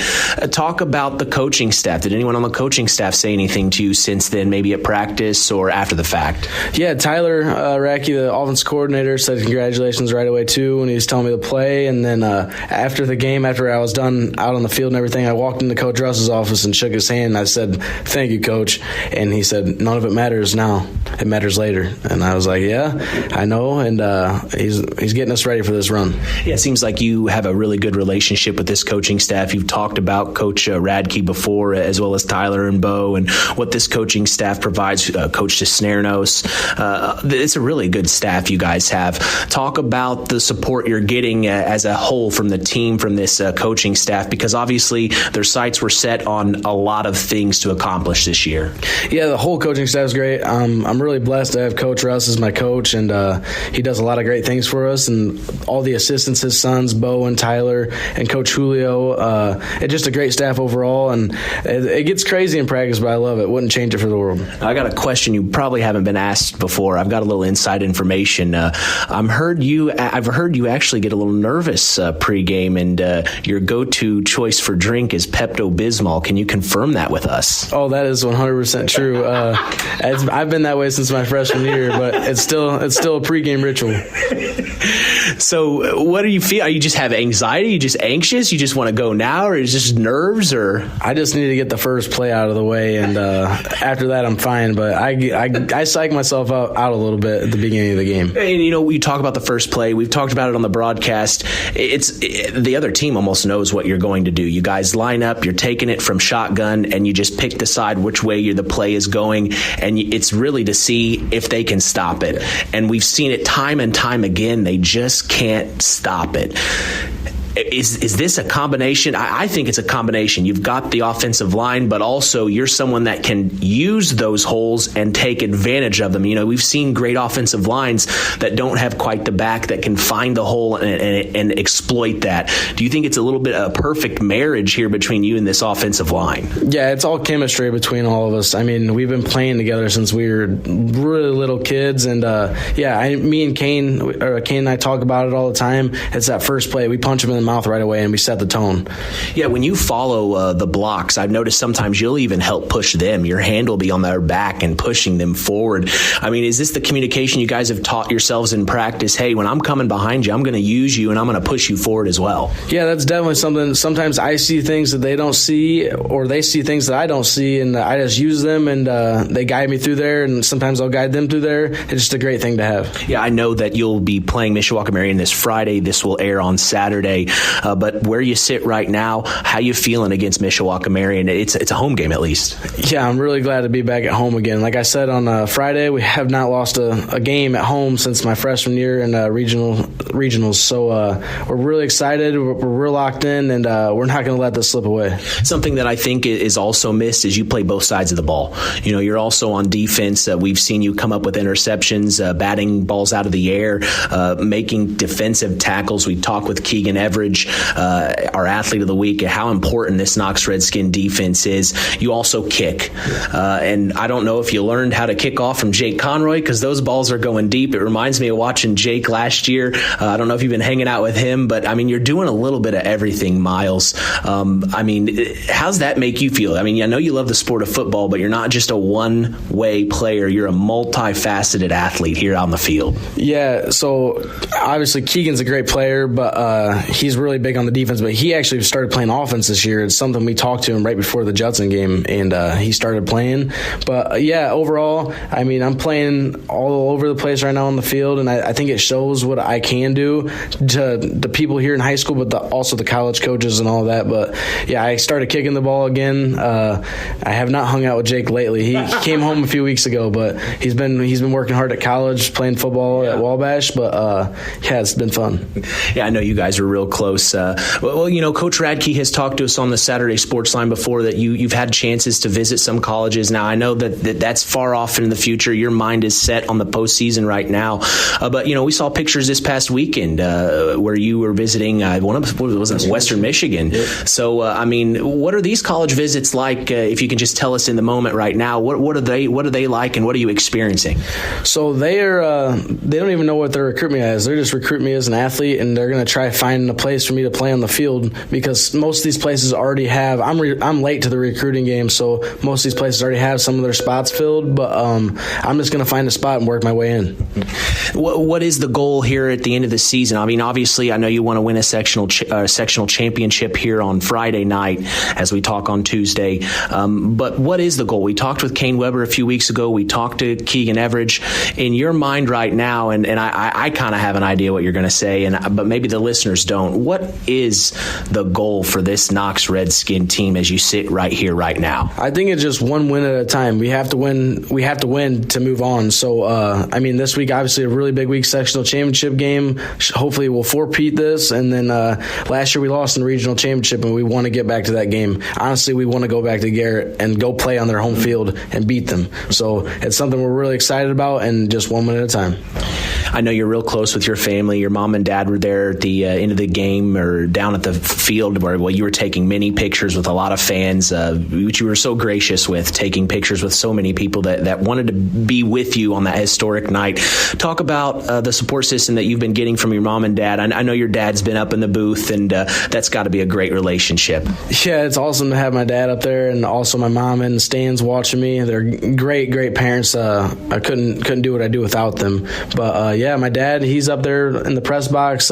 He's helping out the offense and defensive side of the ball, seeing what they're doing scheme-wise. But yeah, it was great to have all the fans there and everybody taking pictures with me and everything after the game. It was cool.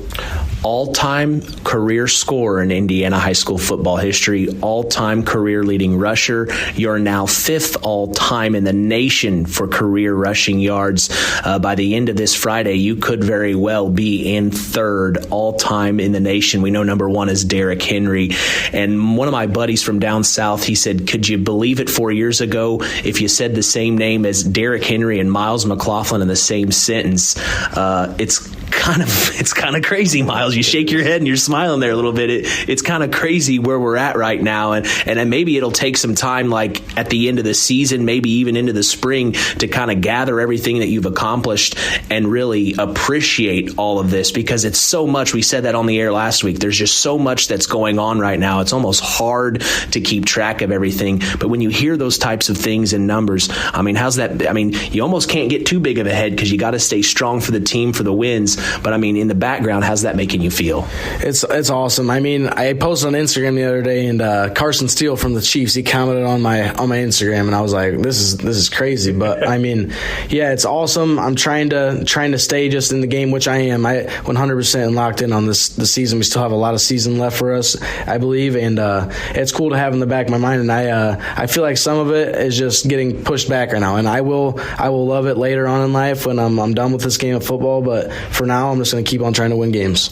Well, Myles, I certainly appreciate your time. Congratulations on the big achievements this past weekend. But hey, keep up the good work and go get them this coming Friday. Thank you, Mitch. Well, I certainly appreciate Myles for his time. Of course, we've known him since he was a freshman. That was my first year broadcasting here, and it's been an honor to be at a lot of his games throughout his high school career, and I certainly appreciate his time. I know he is being pulled 6 ways to Sunday, so pretty incredible week for him, but also congratulations to him on his accomplishments in breaking those records in the state of Indiana. It's quite impressive. We're going to go ahead to the Where Are They Now segment with Harold Welter. I think you know him well. You are listening to KVB's WKVI. It's the Saturday Sports Line.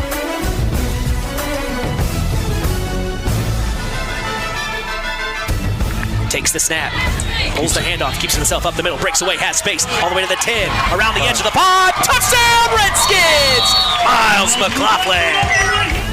Thimble from shotgun, sets his man in motion, takes a snap, steps back, fires immediately, intercepted by the Redskins!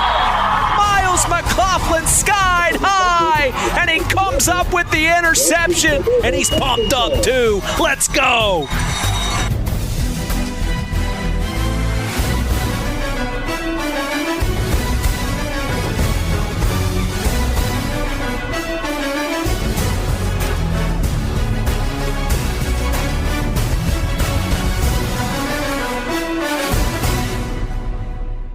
Are you interested in being part of a rapidly growing local company with competitive pay, opportunity for advancement, and a steady routine? LAP Waste is hiring immediately for a mechanic and both CDL A and B drivers. They offer great health benefits, PTO, holidays, and the ability to be home with your family every evening. Call them today at 574-542-4019 or email your resume to lapwaste@yahoo.com. There's a trend happening around the educational world. More and more high school graduates are attending smaller community colleges to start their educational journey. At Marian University's Ancilla College, we welcome students from all walks of life. The opportunities at Marian University are endless, from living on campus to being a collegiate student-athlete. From day one, your professors will help you create a plan for a success at Marian and beyond. Find out more about Marian University's Ancilla College through our website at marian.edu/Ancilla today. Stay tuned for more sports talk with Mitch Columbi and Chris McGowan on the longest-running high school sports show in Indiana, the Saturday Sports Line. It's time now for Where Are They Now? A look back at more than a half-century of local high school sports coverage on Kankakee Valley Broadcasting's WKVI. Today's program is brought to you by Osborne's Mini Mart in Knox. Now let's meet one of the local high school sports figures from more than 50 years of WKVI sports and find out where are they now. As we look back on more than 50 years of broadcasting high school sports in the Kankakee Valley here on WKVI, our guest is Billy Durkiewicz, a a 2020 graduate of Knox High School, and we call this segment, Where Are They Now? So, Billy, where are you now, and what are you doing? I'm still in Knox. I'm an iron worker out of Hammond, Indiana, and I'm in the third year of my apprenticeship, and yeah, that's where I'm at right now, still in Knox. Well, back in your high school days, you played a lot of football, a lot of baseball for the Knox Redskins, and I particularly wanted to talk with you because I always ask, what's the most memorable game you ever played in? And I think I know what the most memorable game you had, and that was that sectional championship football game at Calumet on that freezing cold night back in 2019. Wasn't it? Oh, yes, 100%. I mean, you couldn't ask for a better game. We went into overtime. It was definitely probably one of my favorite games, if not my favorite game for sure. Tell me about that team of yours. You guys had a really nice season. You went 11-2. You beat Hammond Clark and Twin Lakes in the sectional before you beat Calumet in that exciting overtime game. What was it that made your team so effective back in those days? Well, I think it starts with the coaches, honestly. I mean, John Hendricks was just a defensive mastermind. And then how many plays we had on offense was just, there was a lot going on. And I think all of us were just so close as a team, and we believed together. We really stuck with one another, and we just grew each and every game, and we really believed in all of each other. Well, you guys kind of started it for the Knox Redskins. I mean, they've been on a roll here, winning 4 sectionals in a row, but it was different for you guys because Knox had never won a sectional before. How did you guys approach that sectional, that senior year of yours, to get that first sectional championship? To be honest, it really started in the weight room. I would say that summer, there was that feeling in the air that we could do it. I mean, back when we were playing JV, I think we had an undefeated season, and it started coming around like, okay, everyone's going to grow up and play varsity just like us, so why can't we just continue that? And I think we just really stuck with each other, and eventually throughout the summer, we were like, okay, we could do this. We started winning more ball games, and then it got to that playoff time, and Coach Hendricks really told us, like, no one can take away being the first to ever do something. So I think that really stuck out, and that's what really just had us keep going. As you look back on those days, you mentioned the weight room, getting ready for things, but again, you didn't have anything to look back on in the history of Knox football like the team this year has done, winning 4 sectionals in a row. It's a little bit different. Their expectations were a little bit different than what you guys were back there, and I gotta say that had to be tougher on you than maybe what this year's team is going through.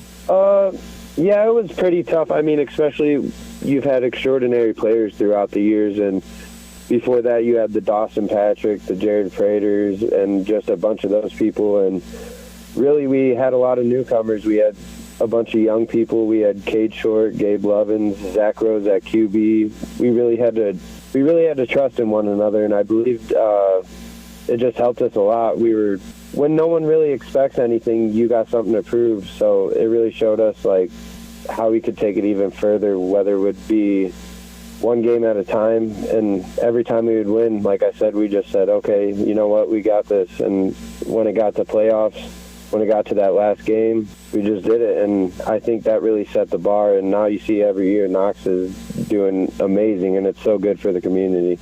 I remember when you were starting your football career at Knox, you really doubted yourself, and Coach Hendricks really turned that around, didn't he?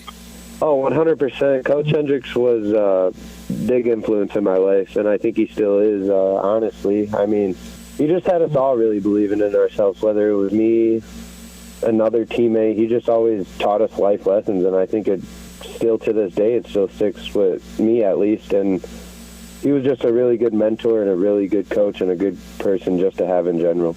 Who are some of the other people who were like your role models or who were your mentors who helped you be successful other than Coach Hendricks? Oh, man, I think just everyone in my family, really. I mean, even I had other coaches like Kyle McCann was a big part, too. He believed in me throughout the beginning. He was my middle school coach, and then obviously he started coaching high school.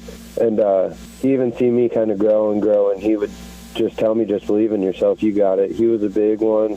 I'd say my Uncle Bo, too. He was really hard on me, and he still is to this day, but all those people, they just see what good you can do, and they just want to push you to be the best you can. We're talking with Billy Durkiewicz, a 2020 graduate of Knox High School, in our Where Are They Now segment, and we'll be back to continue our conversation after this timeout. Need a game plan that has your day covered from tip-off to the buzzer?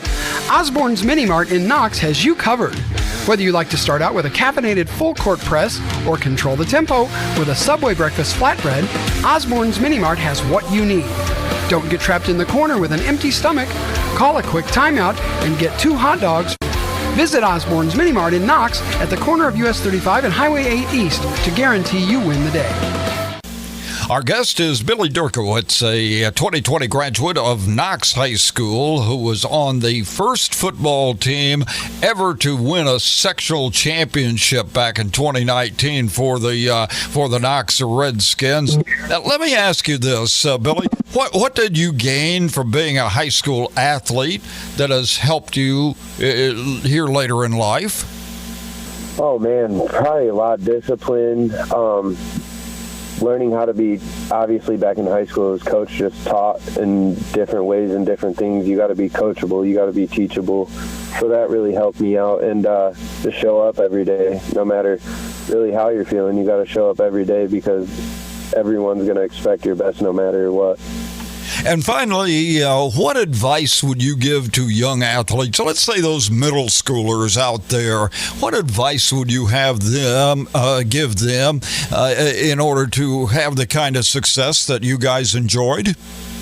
Whenever you're practicing, just go 100%. Don't take advantage of those days, because I know I used to go out there in middle school and say, "Oh, I hate practice" or "I hate conditioning," but really just enjoy it, because before you know it, it's gone, and you won't get those Friday night lights back or any games back, really. So just enjoy it. Don't think too much about the future, because trust me, it goes by in a blink of an eye. And finally, I've got to ask you, what do you have to say about and to the 2025 Knox Redskins? Oh, man, keep on rolling. The community's all behind you. They love you guys, and just get to the Dome, really, honestly. That would be the best thing ever. This community needs it more than ever, and honestly, I just want to see them bring back the state championship. That'd be so nice. Well, Billy, thank you very much for taking time and visiting with us and reminiscing about some of the really exciting days of Knox Redskin football that really got things rolling for the Redskins. And we'll like to talk to you after that state championship. How's that? Oh, it sounds perfect. Our guest on Where Are They Now has been Billy Durkiewicz, a 2020 graduate of Knox High School. Join us again next week on the Saturday Sports Line for Where Are They Now? Where Are They Now? A look back at more than a half century of high school sports coverage on WKVI has been brought to you by Osborne's Mini Mart in Knox.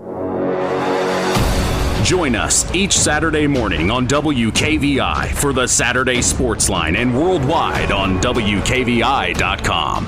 Time now for our Tyler Roth WKVI Athlete of the Week, given in memory of Tyler Roth, a 2001 graduate of Winnemac High School who died as a result of an auto accident 1 week after his high school graduation. His legacy of hard work, outstanding citizenship, artistic success, and super athletic performance lives on with this award given every week to outstanding student athletes from the 8 schools in the Kankakee Valley. Today's award is brought to you by Web Printing and JT Shirt Shack in Winnemac, and we'll tell you who's earned the Tyler Roth WKVI Athlete of the Week after this word from Web Printing. Web Printing and JT Shirt Shack and signs of all kinds in Winnemac is where all of your printing needs can be met. Whether it's paper, garments, or signs, web printing is your full-service printing solution.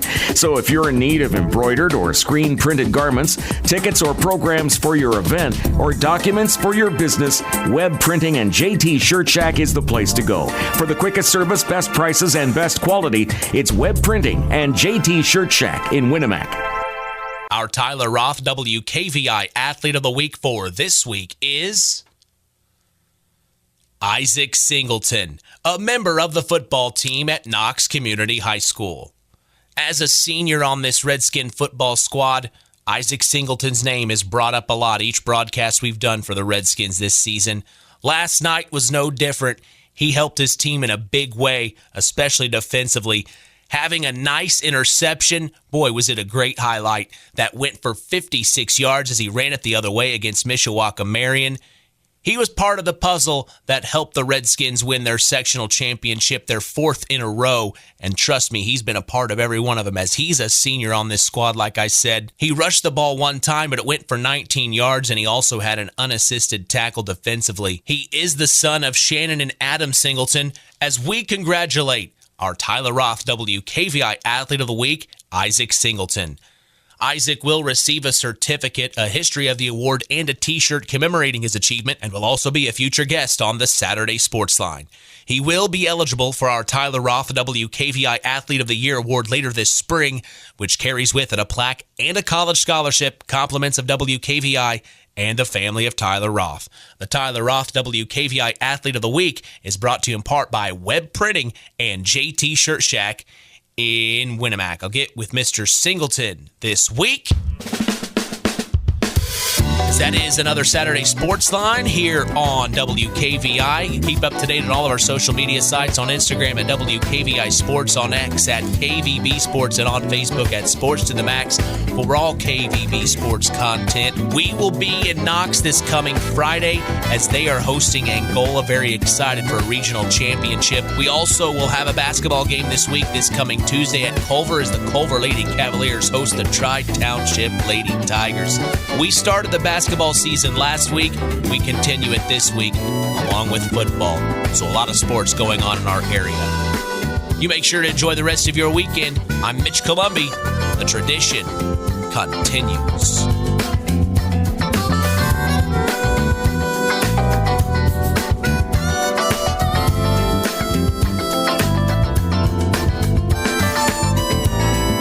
From the Pulaski Memorial Hospital studios of Kankakee Valley Broadcasting's WKVI, you've been listening to the Saturday Sports Line with Sports Director Mitch Columby and Sports Analyst Chris McGowan.